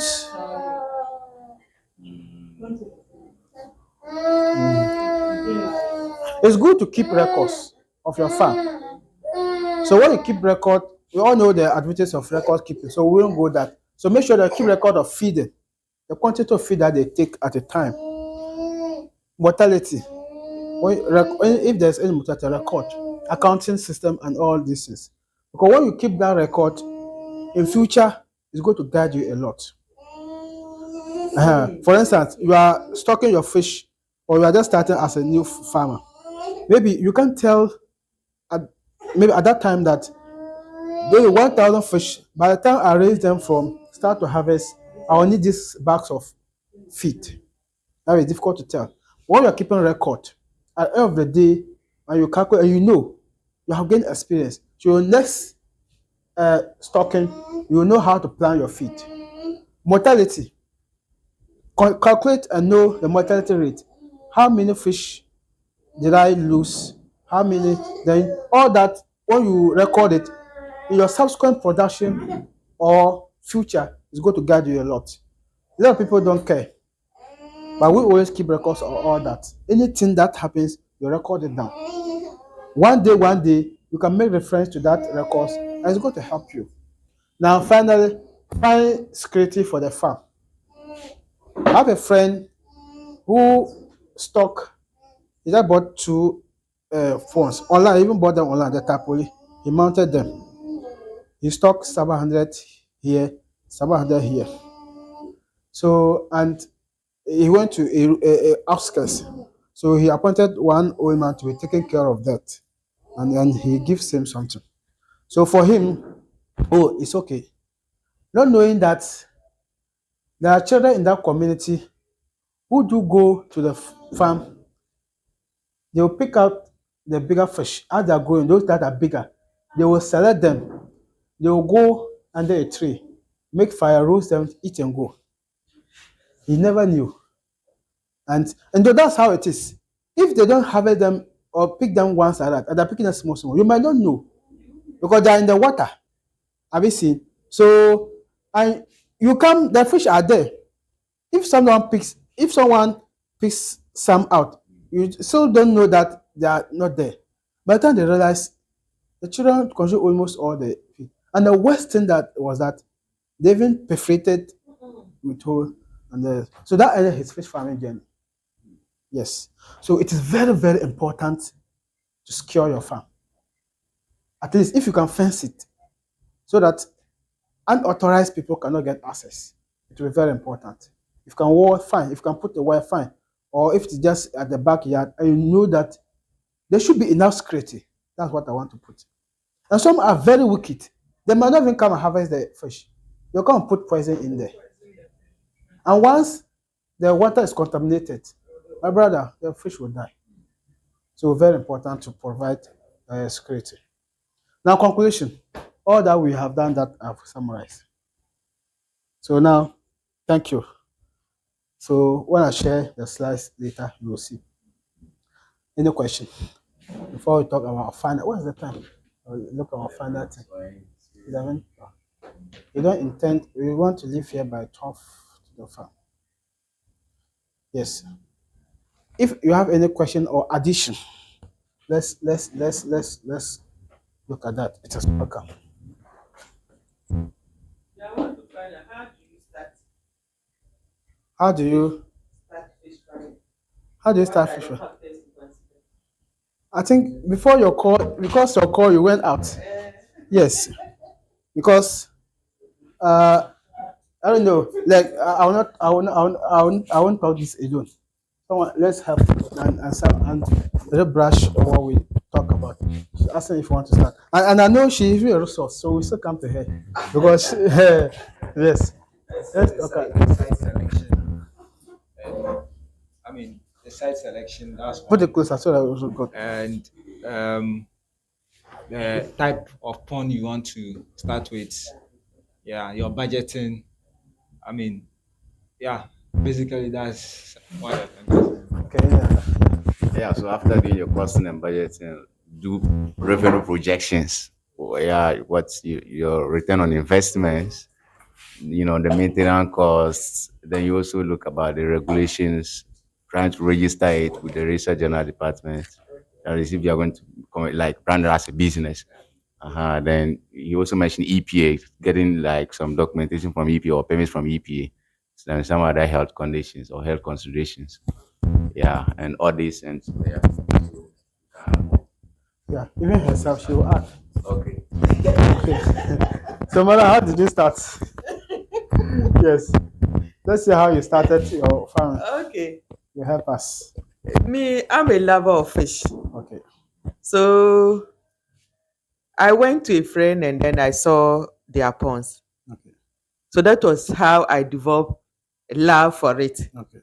So me, I just started. I think but you did some planning. No, So how did you with mine, I just built okay. one Well, pond. okay. Then I started Okay. with the one pond. Okay. I started with 500 Okay. fingerlings. Okay, that's good. So I started and then I was just feeding them. Okay. So me, I didn't sit to study. This Yeah. is what is supposed to go in and then out of it before. Okay. So because I just love them and I always enjoy feeding them. Okay. So that A lot was of the people way. like their feeding. Maybe we won't get to the farm, we will see that. That was the way I started. Yes. I didn't start it like a business. Okay. So it was later I decided to add I went to fishery department and then told them about it. They came and then checked Okay. and said I should get extra ponds so that when I'm doing the sorting, I'll be able to sort them out well. So I had three additional tanks. Okay. So and then it's now 4. Okay. Then I started. Hey, now commercial. I was to ask No, you I've not yet gone commercial. I want to. But you have the ponds installed, right? Yes, I have my ponds. That's fine. But with this thing, So give it to her. She will also tell us. She will also tell us. theory is different from theory. Okay. Yeah, so me, my interest developed when I chanced a video on TikTok. Okay. Somebody was feeding them, and how they were being fed was nice for me. Yeah, so I decided to just do some small research about them and then how I can also start mine. Okay. Though I did the reading, I went online, I read, I even visited a fish pond at Kaswa. Okay. Just to get he produces the fingerlings. So I went there to get a feel of it. But when I started, I realized that no, watching videos is actually different from what the you reality. do. Yes, exactly. on the farm. Though it will help you at least, because Because me, I only budgeted. I asked him. Oh, he also does the construction of the pond. So I asked him of the pond, how much it will cost me. So me personally, I just said, oh, I've allocated these funds for it. So I was like, after I'm done with this money, I'm not putting any more. But as I'm telling you, the story is actually different. So exactly. it's different when you are sitting and you are watching people talk about it than when you're on the farm. And especially the commercial or those who are selling the fish ponds and want to invite you to a training or a workshop like we come. All that they will do, they mean business. They get convinced. All what they will say for you to believe that if you just venture, you're going to make millions of cedis. They will do it. He didn't. You see, let me he didn't even let us because I didn't know when you break the fingerlings, you have to treat your ponds before. Yeah. So I just made him bring the ponds with the fingerlings along. So he came with them, not knowing I needed to treat my ponds before I can introduce them. So when he came, I had to improve. I had to buy this pond. Your friend is saying, tanks, the white tanks, and I was starting with 4,000 fingerlings. I bought a white tank, which could only take 500. For beginner, yes. 500. Start small and grow, yes. So he installed the pond and said I should treat it with salt and then dispose the water the next day before I can introduce them inside. He didn't tell me because they travel, they're stressed. I have to get some medicine antibiotics for them. Next day, I recorded over 200 mortality. I nearly gave up. You transferred them from Accra or Kumasi. So I called him. He was not telling me that I need to buy this antibiotics. You need to get all these things and put in place. And even after I did that, I sorted. The next day, I recorded. I lost almost 1,000 during the. Their immune system is weak, so even the time you are providing the medication, well, some of them maybe they were still alive, but they are gone. They are gone. So that is it. It's really stressful. So the reality is that. Those selling, they'll convince you to go in. But when you go in, it's good. But when you start this way, no, because we talk about some of the challenges. When you know all this before you are starting, you know. Say that. I wish I attended something like this before I started, because when I started, it really discouraged me. Yeah. So, but don't give up. Because I wasn't having any idea. He gave me the fingerlings. When I was requesting for 1,000. So he just told me that, madam, you are a beginner. Yeah. So you start with something small. Okay. Learn on them, then you can now start. Okay. So it's not that I'm preparing to go commercial. Exactly. So when I started the way, so I was now learning on the job. Exactly. So I started. I always do my research. Then I'll come back. So the 500 I started with, that's what I'm still having. But I'm doing. It's not possible you will not record that. Not it's normal.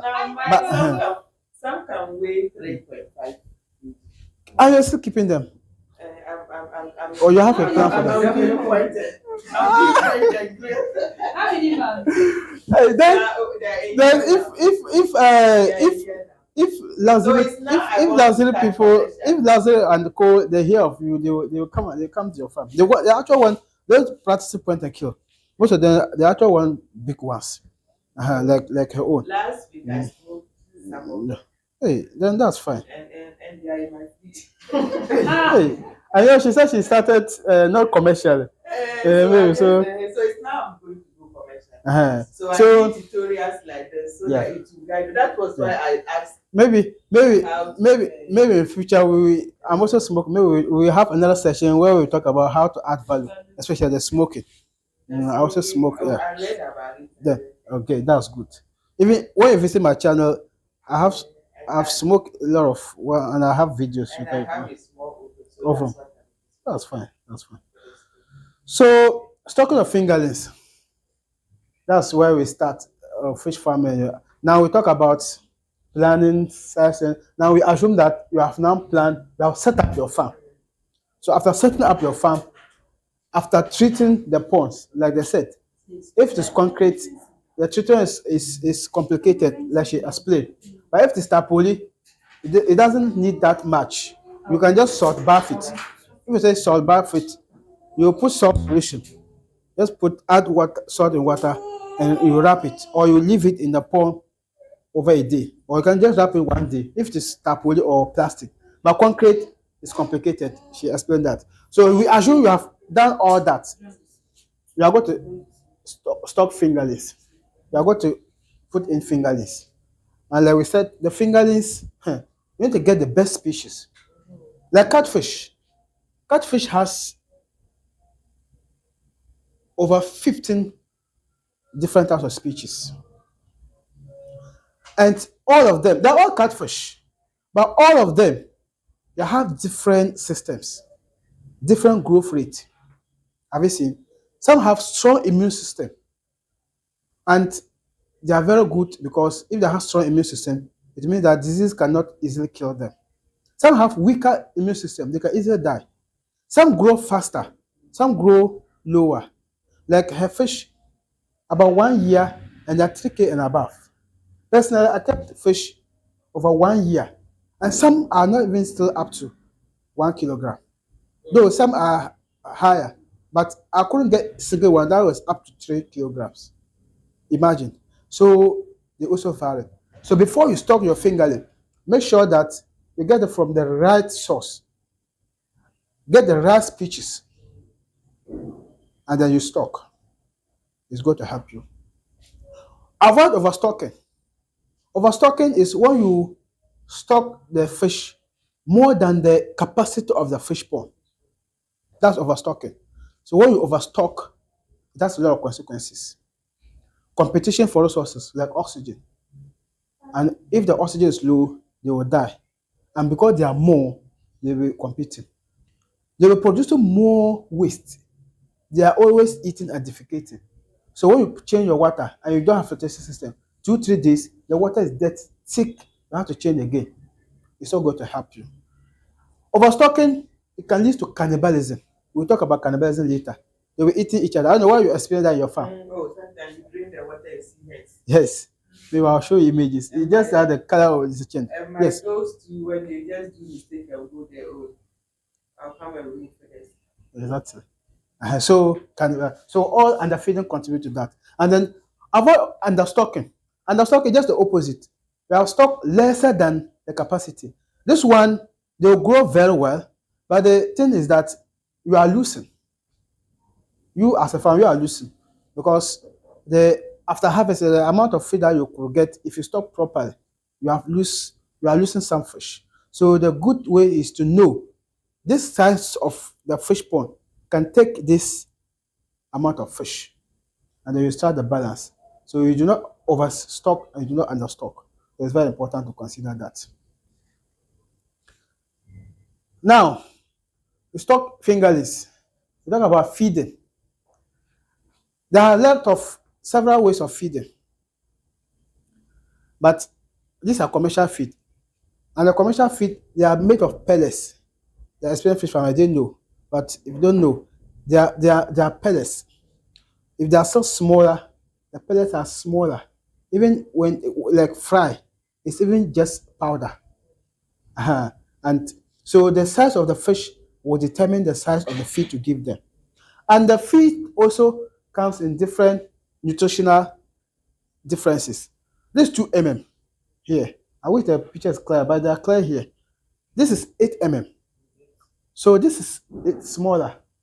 So maybe juvenile is okay, but juvenile cannot take this. So unless maybe 4 months and above, they take this. Apart from the size, the nutritional also varied.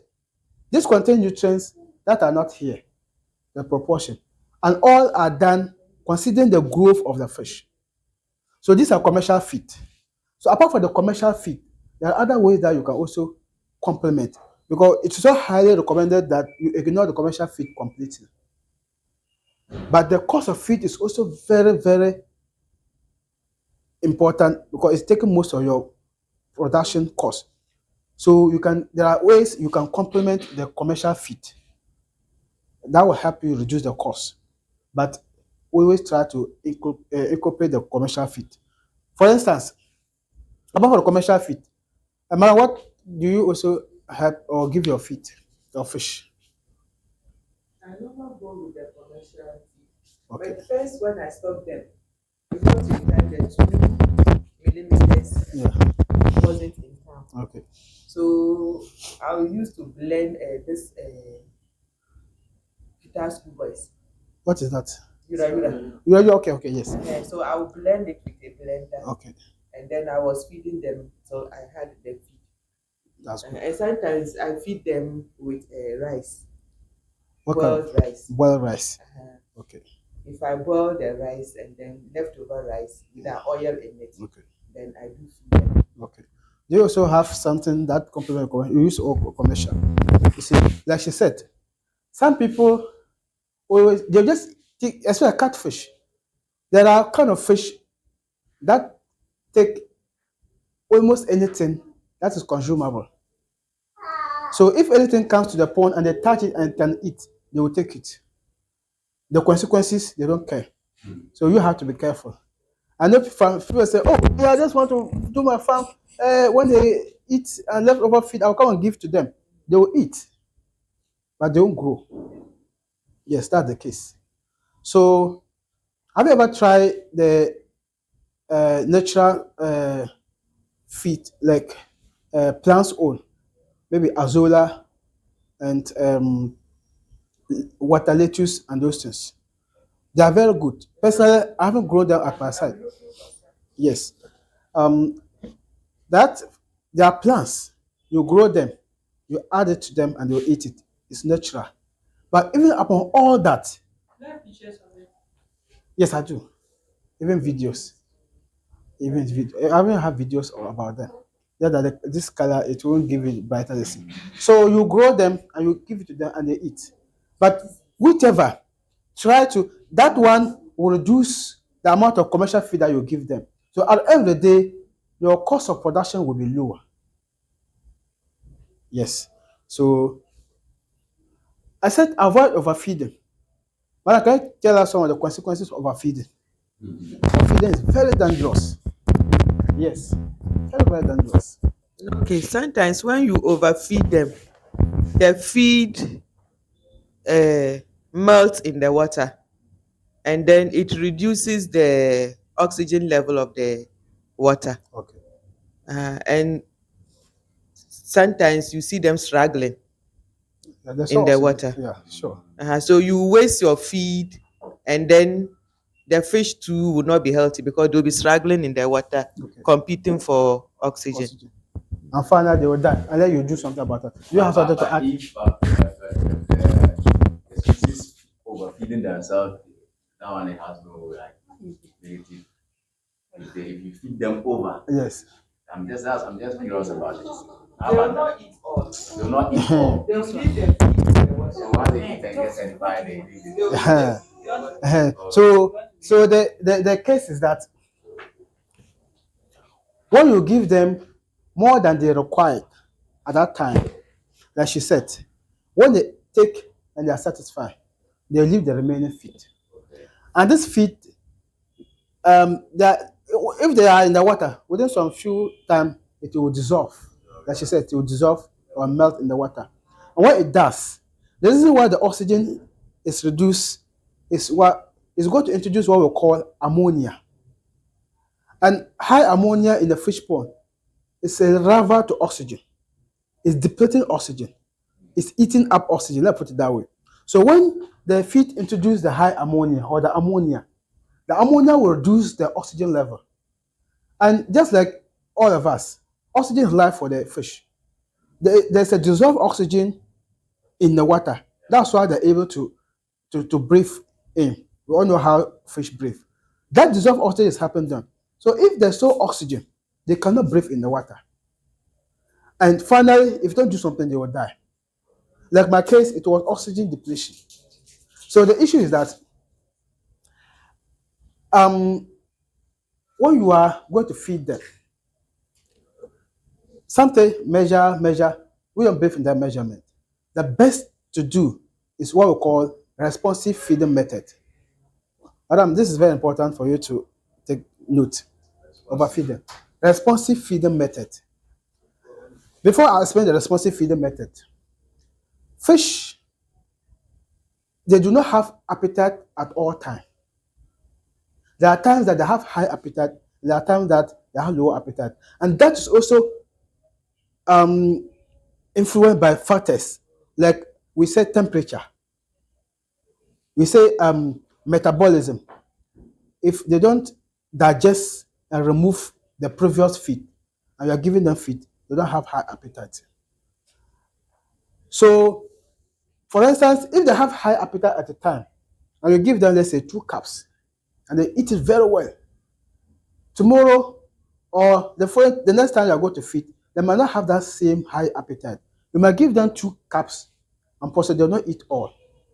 The remaining will dissolve, increase ammonia, reduce oxygen, and lead to what we still talk about. But catfish, they are even better. You see, catfish, when the oxygen is depleted, they will put in their nose and they are doing this, running. They are able to grab oxygen outside the pond.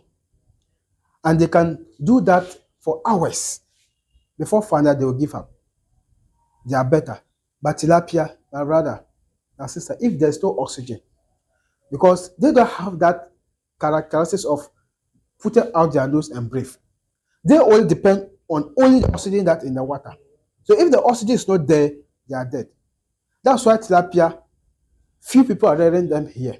Because the reason is that if you don't have filtration system, if you don't have aeration system, it will be very difficult to raise tilapia. Let's put it aside. Now, the responsive feeding method.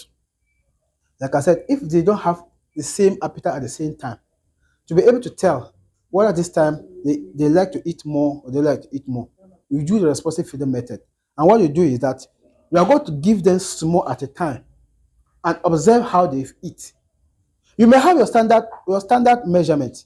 Maybe I'm giving them 3 cups morning, maybe 3 cups evening. But when you come, don't just throw all the 3 cups and go away. Take 1 cup, pour in.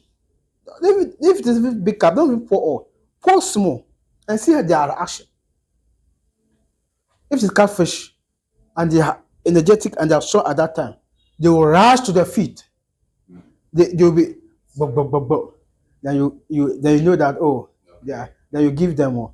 Then they take it, add them till you get to your limit, or you realize that they have slowed down. So when they have slowed down, it means that they are satisfied or they are getting satisfied. Then you leave them like that. So when they pick the remaining, they are okay. But you can't pour in. They just come and pick small and leave the rest. In situations like that, if you're around the farm, the best to do is take something and scoop it off. Don't leave it to, and you think, oh, later when they're hungry, they'll come and eat. You are going to harm them. Don't say later when they're hungry, they'll come and eat.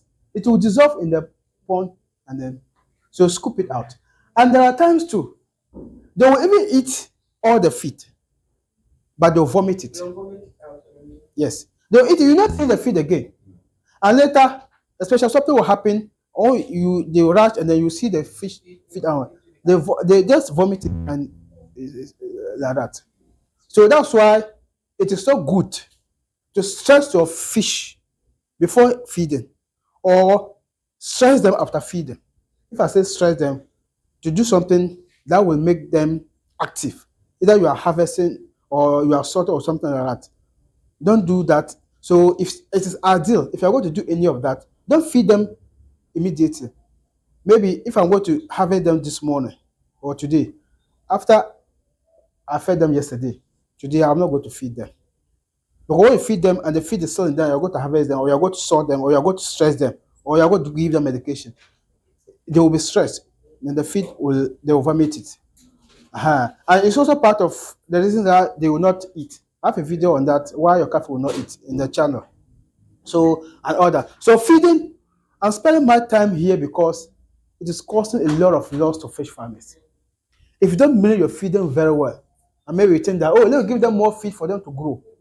You give them more feed and you kill them. Yes. So get the best source and you are okay. Now, I hope everything's fine. If you have questions under the feeding, you ask and we go. There was this time I was in BA doing poultry business. So we selling poultry feed. I had a neighbor who was selling fish meal or fish feed. Okay. And the name they call it was Catalyst. Catalyst. Yeah, just black. It was just black like that. Yeah. I think it was produced in Kintampo, but sent to BA to Doma Hinkro. For instance, Okay. just black. I don't know what they made it from, but it was just like pure. So it wasn't just feed. It was called Catalyst. Catalyst. Yeah, Catalyst. Yes. But I do know something about Catalyst. I haven't used it, but what I do know about it is that it is like boosting their appetite. Have you seen? It's boosting their appetite. So you give it to them, then it will help them to eat more. So when they eat more, it's just like human. You have deworming, or let's say someone has lost appetite, appetizer. So some of these things are like that. So when they take it, because the reason is that fish, the more they eat, seriously, the more they grow. Okay. That's why I said this is very important, the feeding. So if you also say the more they eat, the more they grow, and you're not also careful about their feeding method, you are going to lose them again. So people will give them the catalyst or the booster or the appetizer so that they'll be able to, because if they eat and they don't release the waste out, they won't. So certain things also increase their metabolism. So is that okay? Yeah, we move to now pond water management. So like we said, this is flotation system, RAS. We are using it. So it is very good and we always manage our water. So we don't change the water all the time. It will take us months. Even if not there's an issue with the pond water, we don't change it. It's always run, reusing. And we have irrigation system too. That is added oxygen to them. That's making it work all the time. So, madam, if you don't have it, before you start your commercial farm. I don't have it. So, I know it's expensive. yeah, it's expensive, but right now I'm doing it at 3,000. 3,000. Yes. Because some of the pumps, you don't even get it. You don't even get in Tamale here. So one pond. But when you fix it, that's all. Serve how many? One is made for 2 ponds. Yeah. No, one is made for 1 pond. So if you have about 4 ponds, you need to get about 4. Yes. You can start with one, see how effective, and then you grow. Because the issue is that if you put the water will be circulating. If you connect one to several ponds, in case there's disease outbreak in 1 pond, you're going to spread all the ponds. And so it's not ideal. The problem I'm facing is that I wanted to start, but the water. It got to a time our area there wasn't water. was having. And that's why if you have this, you solve the water problem. The one Zena came to my father was telling him, our borehole, like dry season like this, the water is just small. Oh, we just pump small, it finishes a day. A day we just get small, it finishes. So we have a store, a tank. We just fill the tank, and then we fill the pond, and we're using this. So for months, we're just using this, and we had the one stored for emergency case. Like I said, if there's something happen and there's no more oxygen, that time it's emergency. You need to change the water immediately. So in that case, we use the store one, and then we are good to go, and we store again. So if you don't have enough water, this is very important. So that's why I was asking about Yeah. pond, Yeah. the water filter.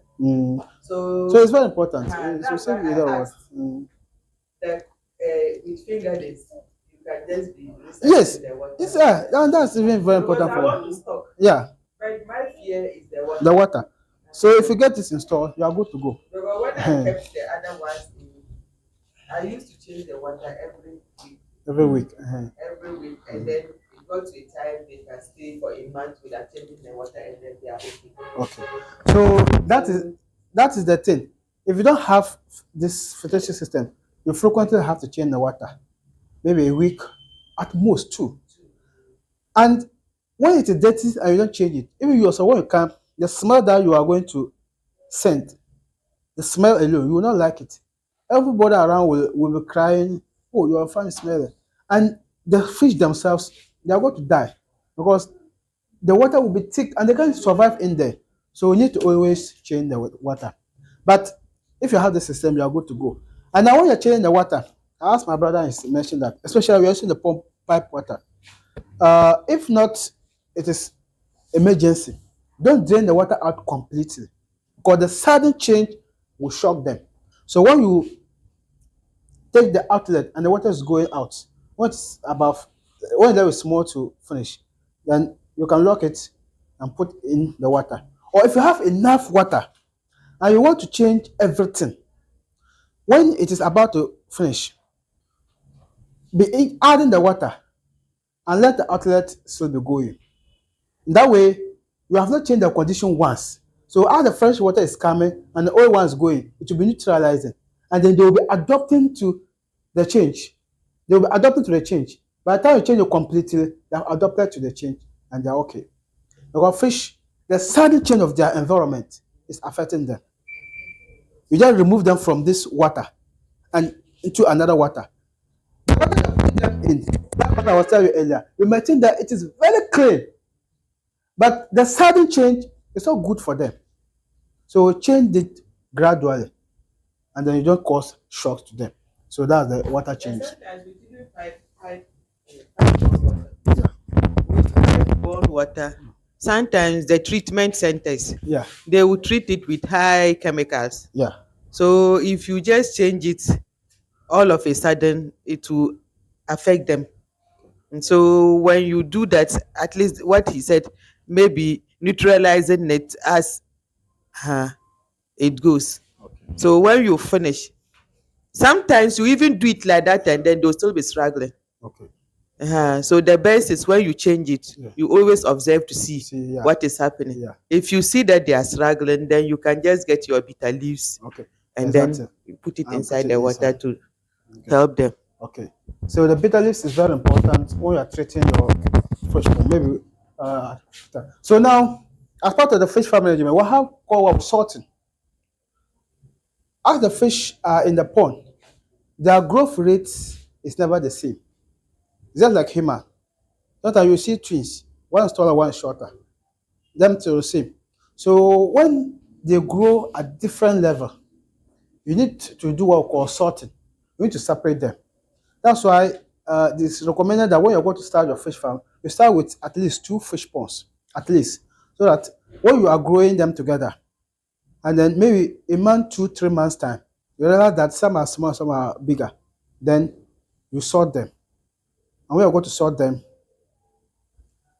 after draining the water, and then you leave water small, just to keep them breathing.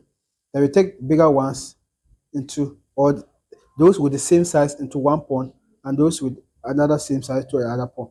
That's what we call sorting in briefly. There are various ways of doing that.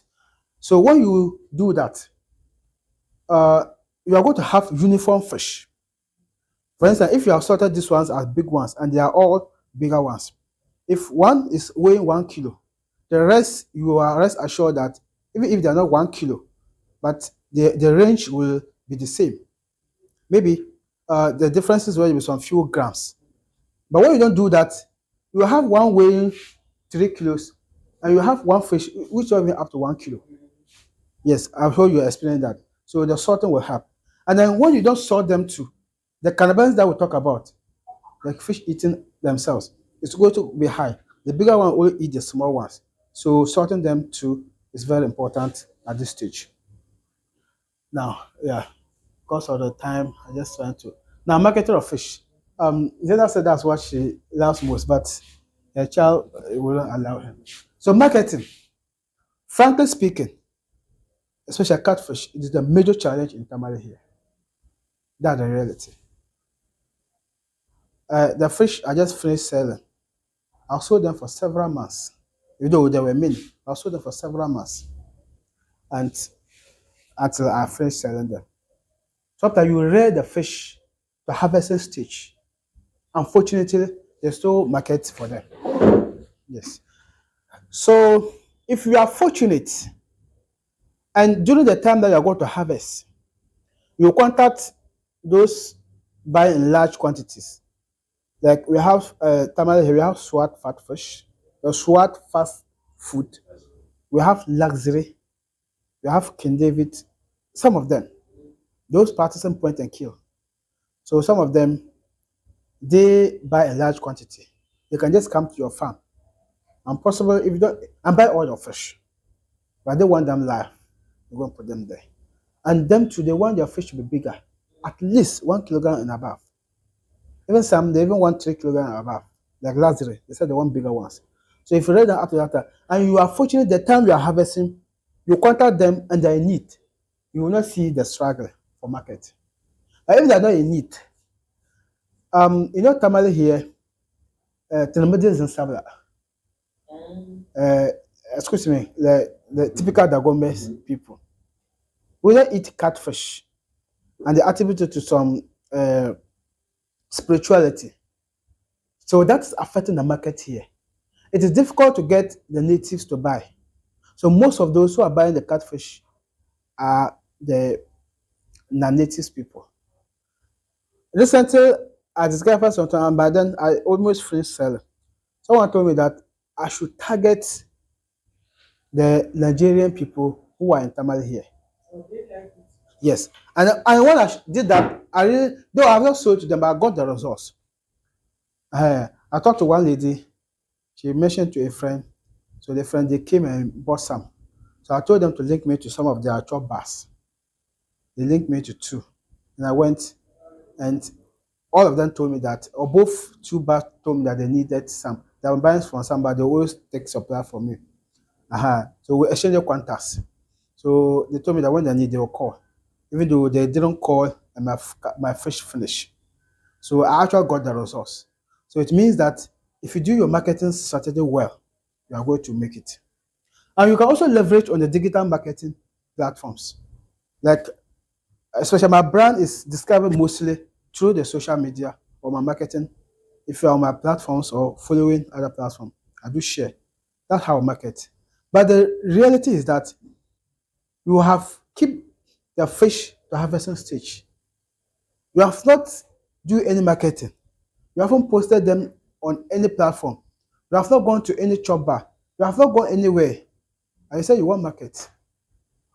Let's be real. Not only fish. In any business, and you don't do proper marketing, you can't get market for it. So even though we are saying marketing is what and what, but if you do your homework very well, you are going to do it. My fish, I can say about 80% or more of my sales came from online. I've been designing flyers, sharing on social media, TikTok, what, and people are calling. That is it. So if you do your homework very well, you make market. And when you intend business, once you start the farm, start making posts about it. Because online, like we all know, growing online audience is not a one-day thing. It's not a one-day thing. You intend to do business.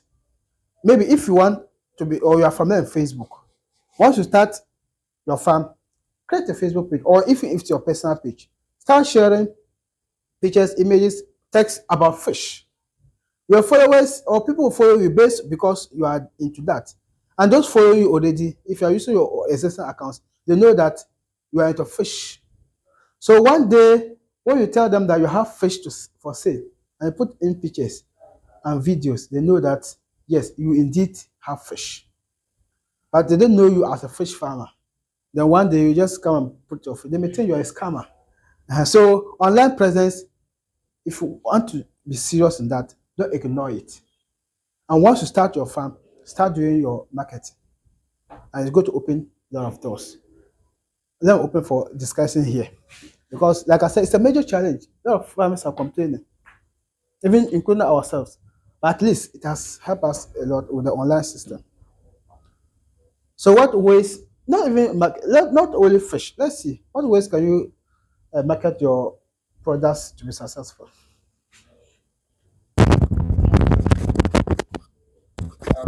Talking about the fish farm, like the fact that the Gombes here, we have this superstitious beliefs about um, catfish. Yeah. Then all those stuff, then all those myths and beliefs around them.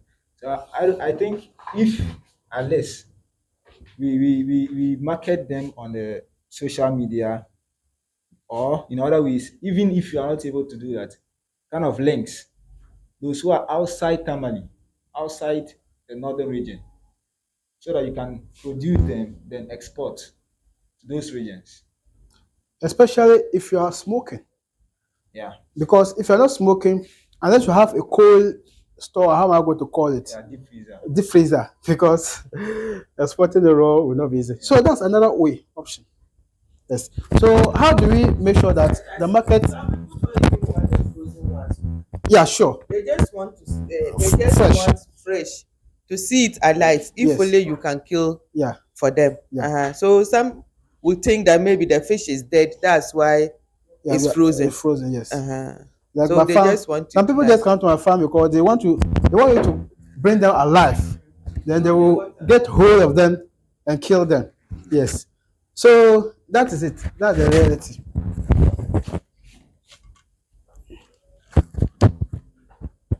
So now, let's see. I think let's leave the market. So it's something we can solve. You have been smoking. Yeah. So how many kilos of fish, fresh fish, will you smoke to get 1 kg? It depends. Yeah. It depends on the factors. Like what is commonly determined is how dry you smoke them. For instance, we smoke our fish so dry that it can stand for more than a month, even months, without maggots or without the spoil. So before you can smoke them to stand that long, you need to make sure that all the moist content is gone. Have you seen? And once the moist is gone, they become less in weight. Yes. So approximately, I'll get 3 kilograms or above to get 1 kilogram of the smoked ones. That's why they are costly. For instance, currently the normal price for 1 kilogram of smoked catfish is 200 cedis. Whilst we sell fresh 1 kilogram for 40 cedis. So imagine the difference. The reason is that before you get 1 kilogram of the smoke, you need to smoke about 3 or 4 kilograms of the smoke, the fresh, to get the smoke. And you are also calculating. Before you smoke, you need to add ingredients, get charcoal, get labor, and all that. So you calculate all this and factor it into a lot. That's why I just call it in the ingredients. For ingredient, lime, salt, all that are part, and even palm oil or whichever oil that you are going to use. So all these are part. So you are going to calculate all that into that. So that's why the smoke is because I think we even have a slide that will talk a bit about that. So now I'll talk about harvesting. After you have done with everything, I'm harvesting. Remember, I brought marketing before harvesting because, like I said earlier, if you want to be successful, start the marketing first. Because Catfish is perishable. If you don't do your marketing and then you harvest them, what are you going to do? So you need to get the market ready. If it is market women, God forbid, for here, they are killing us. So they are the last resort. Let me put it that way. They are there. When you call them, they will come and buy. But they are the last resort. When we were selling, just when I was running for market, visiting the supermarket, the what and what, I went to them. They told me that for them, oh, it was even small fish. That, oh, this is the basket that they are using. And I said, okay, so the basket. So they don't know what they call scale. I told them we are scale. They said, no, we are using basket. I said, the basket, how about this? They said, this basket, if it is full, it's 1,000 Ghana cedis. And when I look at the basket, hundreds of kilograms of fish. And I realized that if they are coming to buy, then they are coming to kill us. So I just decided to leave them alone. And we're just selling small material fish. So they are the last resort. So, and if you don't do your homework very well and get the right market and you just harvest once, then there are those you have to look for. So market before. And then when you're going to harvest, there are some tips. First of all, do it when the weather is not hot, maybe in the morning. Because, like I said, if the temperature is high, it affects them. So it's good to do it in the morning. And then, like I said, don't feed them immediately and harvest. Earlier. And if you don't harvest all of them, don't feed them right after harvest. No, it is all good. Drain the water. And then when you drain the water, it is easier. If you have scooping net, maybe you can have it there in the water, but it will be difficult. So when you drain it and then with small, you can easily pick them. And then so you can get your basins, whatever that you're going to harvest them in, and then you're ready to go. So this is the harvesting stage. Now, this is my harvesting net. There are two major nets. So this is what in the big way we say scooping net. So this is the scooping net. We also have dragon net. The dragon net is like, even sometimes here we improvise it with mosquito net. If you don't have dragon net, you use mosquito net. Have you used it before? Yeah, that's Africa for us. So the dragon, if you don't have the dragon net, you use mosquito net. So someone will just hold this end, hold another end, then you pull it, and then you bring your fish. And if you're harvesting large quantity of fish, that will help you a lot. So this is the scooping net. So after you drain, you can easily scoop it, and then you are ready to go. Now add value to the fish. As I say, our smoker. So these shelves, these are fish in the shelves. So there's fire under. So they'll be here and we'll be turning them. So when we start smoking, depending on the size of the fish and the intensity of the fire, it may take 3 days or less, or even more, to get it dry, like the way I said. Otherwise, we always dry. So because it will be there, continue fire for 3 days or more to get everything, all the moisture going, and then they'll be dry. So we are smoking. And then when you smoke, some of the benefits, increased profit margins. Like I said, 200 cedi for 1 kilogram, meanwhile 40 for 100. Prolonged shelf life. When you smoke and there's no market for it immediately, you can keep it whilst marketing. Reduce post-harvest losses. They won't just rot and you throw them away. Expanded market reach. Like we say, if you want to export and you don't want to put it in deep freezer and what, and you smoke it, you can just package it and export it. Adds flavor and appeal. My last fish, smoked fish, I went to that supermarket. I was even still smoking. Then I mentioned to the lady that I need. I have some smoked catfish. I said, I should give her some. I said, okay, the one I finished. The one I finished, I sold the rest, and I took that 1 kilo to the store, and she wasn't there, so the mother was there. So the mother said, "Oh, this lady, she wants to give me that. She didn't tell me she wants to buy." I said, "Madam, this is very good. You taste it and see." Then when she broke some and chop, she added another piece. She was eating it like that, just raw. didn't put it in soup or whatever. So I collected my money and went away. The following day, I came to the supermarket to buy. I didn't even know she would even recognize me. Then she quoted my number that they need more fish. I said, unfortunately, I ran out of fish. So that is what we're saying. Adds flavor and appeal. And it becomes consumable, like increased consumer convenience. Like, for instance, sometimes I'll get to my farm, I have smoked fish in my storeroom. I'm hungry, maybe there's no food. I'll just get some few and chew and take my water, and I'm good to go. So that is it. So that's the importance of adding uh, value by smoking. Yes. Challenges in challenges of fish farming. Now we are wrapping up. I know we are all fed up and time is gone. Let's look at some of the challenges. And it's good you know them before you start them. There. We talk some of the challenges we face. Scarcity or shortage of water. The madam said she wants to move commercial, but she's afraid because their place, the water flow is not frequent. That's it. But with the solution is using flotation system. Now, constant increase in feed costs. We talk about this already. No availability of market.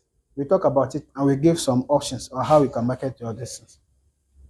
Now, though the pictures are not clear, I hope you can see this. You can see this. What does that mean? Predation. So earlier we mentioned that. So these birds, they eat. I have some videos I will have shown, but it's fly away with fish. This is snake. It's holding fish. So they do it in the natural water bodies system. So when it is a fish farm, it becomes easier because the fish are confined, a lot of them in one place. Assuming the bird just descend in and pick, it will be coming all the time. And unfortunately, not only that they pick the fish, they may also contaminate the water because the bird may descend in, goes into the fish pond and pick. Maybe it has carried something in it that, and so it will contaminate the water and they will die. So it's good to always prevent that. And there are ways to do this. You see this, I don't know whether you can see it clear. There's a net that is covered around. So this net, we call it predation net. When we cover this, it's not sand, no, that one's not using sand. It's very transparent. And even this one, it's not mosquito net. It's not mosquito net. And you see, it even has holes. The holes are big that even 8 feet can go through. So when you cover with this and we're going to feed, you don't even have to remove it. You just throw the feed on it, it will fall in and they'll eat. So as it is like this, even if the bird is up, the bird might not even see it covered. It will descend down to pick and this will trap it.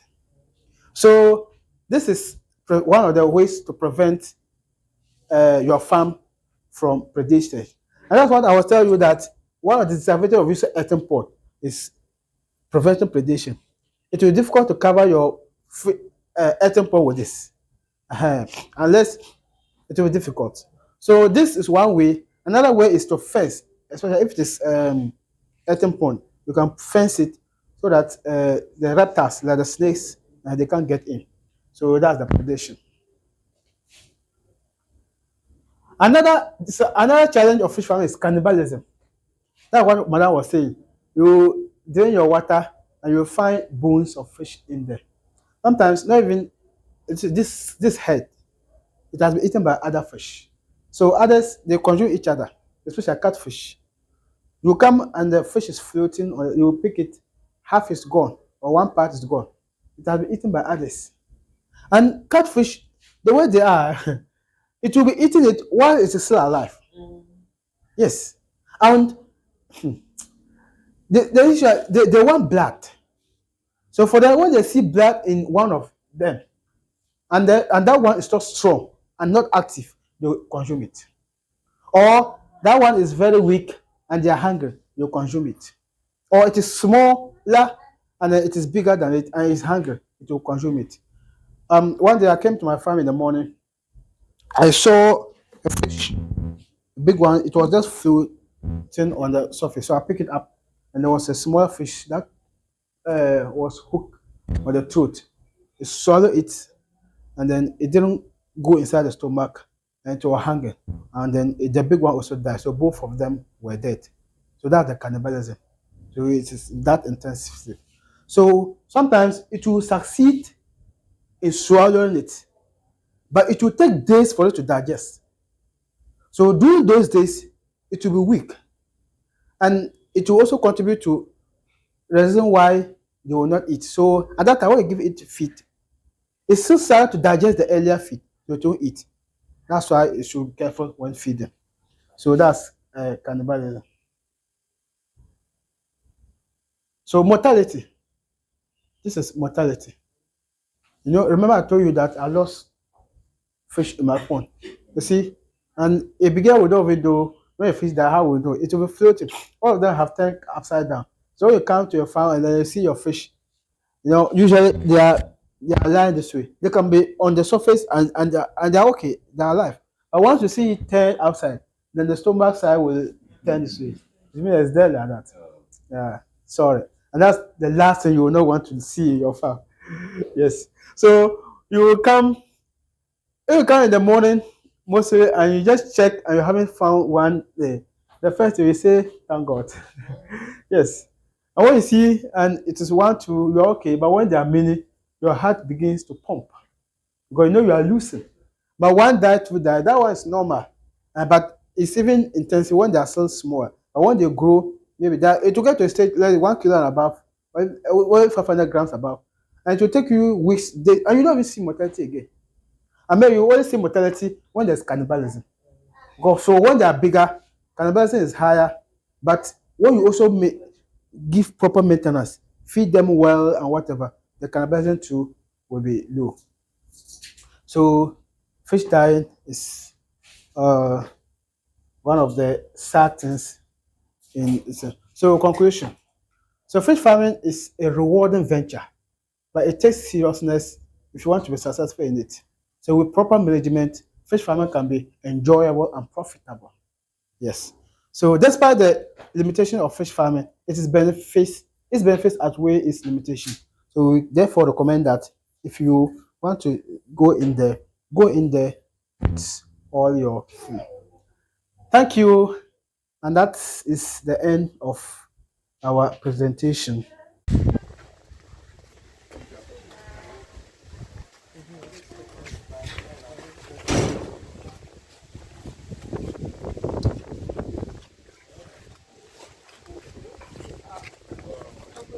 When I mentioned this is water lettuce, about one of them.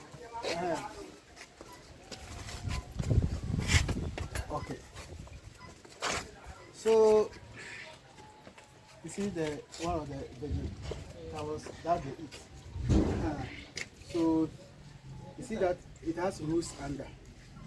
So sometimes when you also put it too much, it also competes for the oxygen in the water. So this you see how small they are. You have not seen it. Wow. You see them. I'm not seeing them. You see them. You see them. Oh, okay. So these are still fingerless. You see how small they are. Okay, I can see them taking you. You see them. Then they are mixed. Yeah. So no, their size are They the are same now. mixed. This one. Some This one is mixed. some can say fingerless, some are say juvenile. The small ones. And they are not the But same. it's mixed catfish and then tilapia. Okay, I haven't seen tilapia. They are over here. They are there. Yeah. Okay, because those here I'm seeing. The other day he said it's mixed. Yeah, it's mixed. I'm seeing only catfish here. So that's the water lettuce. Point to us. So you want to ask? What is this? This want to talk or someone wants to ask? So if we want the Question, you take this. if we want the lettuce, how do we get that? Okay, the way it is, you wash it just first up and put it in the pot. So you can mix So catfish and then tilapia together. I And then, believe when they go, you separate them. okay. They can't be together till now. You can because he has done it, but they can't be together till the. So this is a tarpaulin pot, like we said. So this is a tarpaulin. So this is the concrete frame, just to hold it stuck. So that's the thing. So the same thing here. So they have more of the lettuce here. And I will say if it's too much.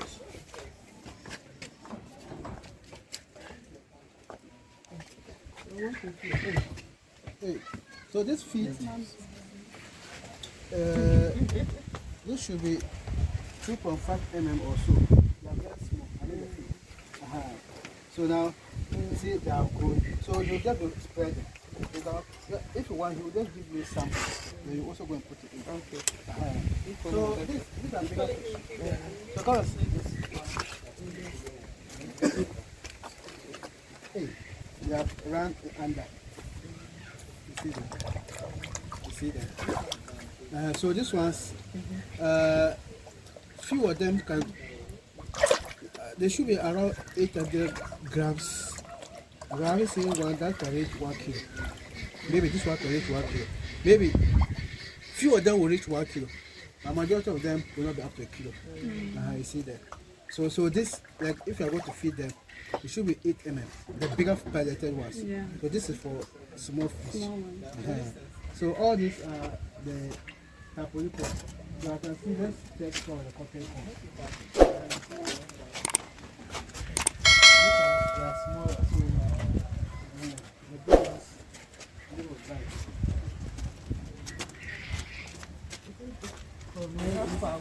Yeah. Quello. Poi bianco.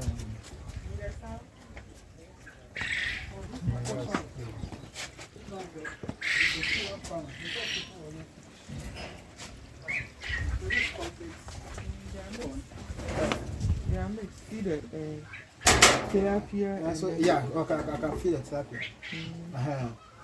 You see that? Yes. So, he has fingerlings. So if you want fingerlings to buy, then you can also buy from him.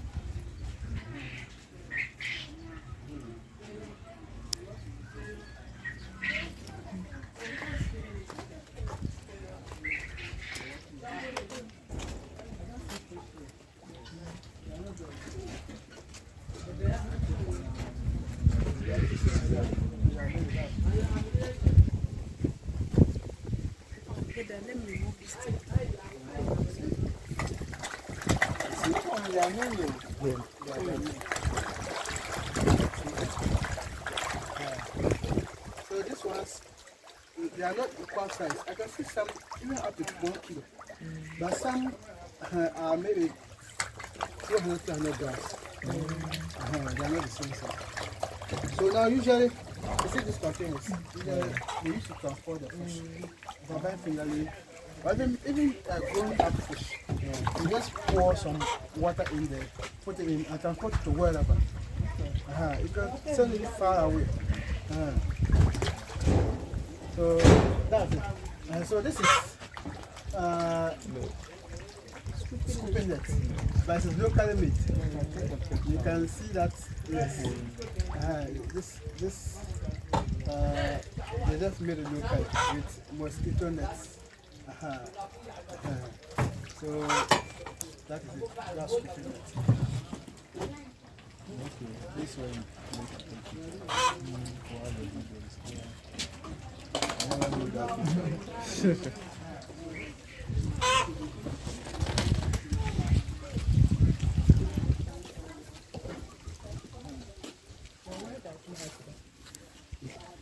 Okay, I don't know where he said how kind they are.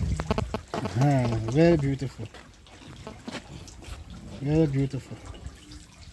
See that. So this wires, what are they? Yeah. Wires.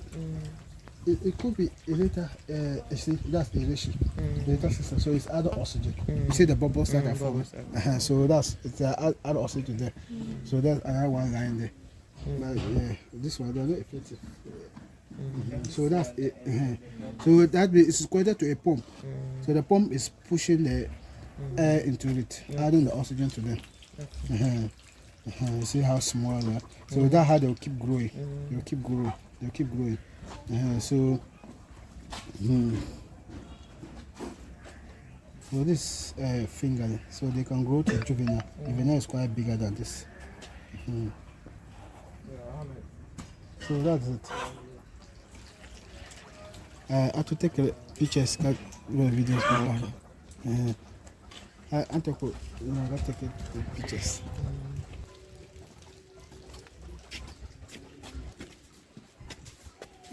I would like to learn that how to hatch.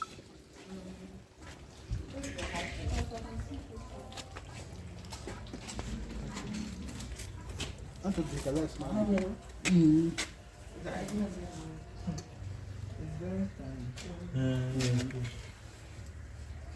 So you're hatching. Okay.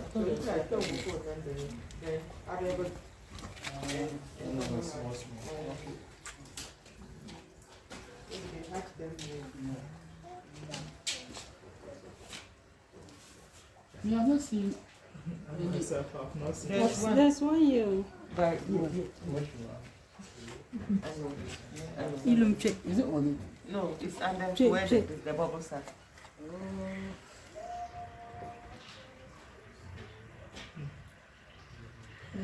The bubbles has. Okay, no. Is it double? Oh yeah. I cannot see it. But I haven't seen it. Yeah, I see it. It's not Actually, that's fine. So that is it.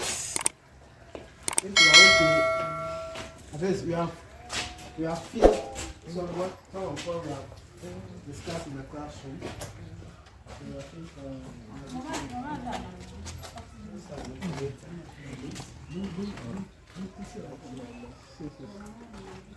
I like the white one. It's very nice. They say the meat is very nice. that's why it's like. So one now the notion we are. My own is very better. You see, the fish actually want the water got to stack Running, yeah. to remove it. So this it doesn't push the water.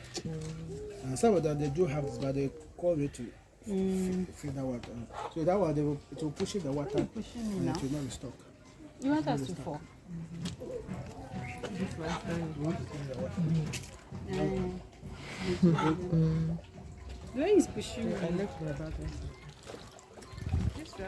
Oh, the rabbit is nice. The big one, the white one.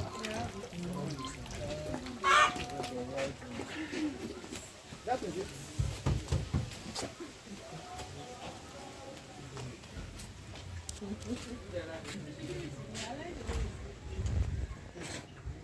If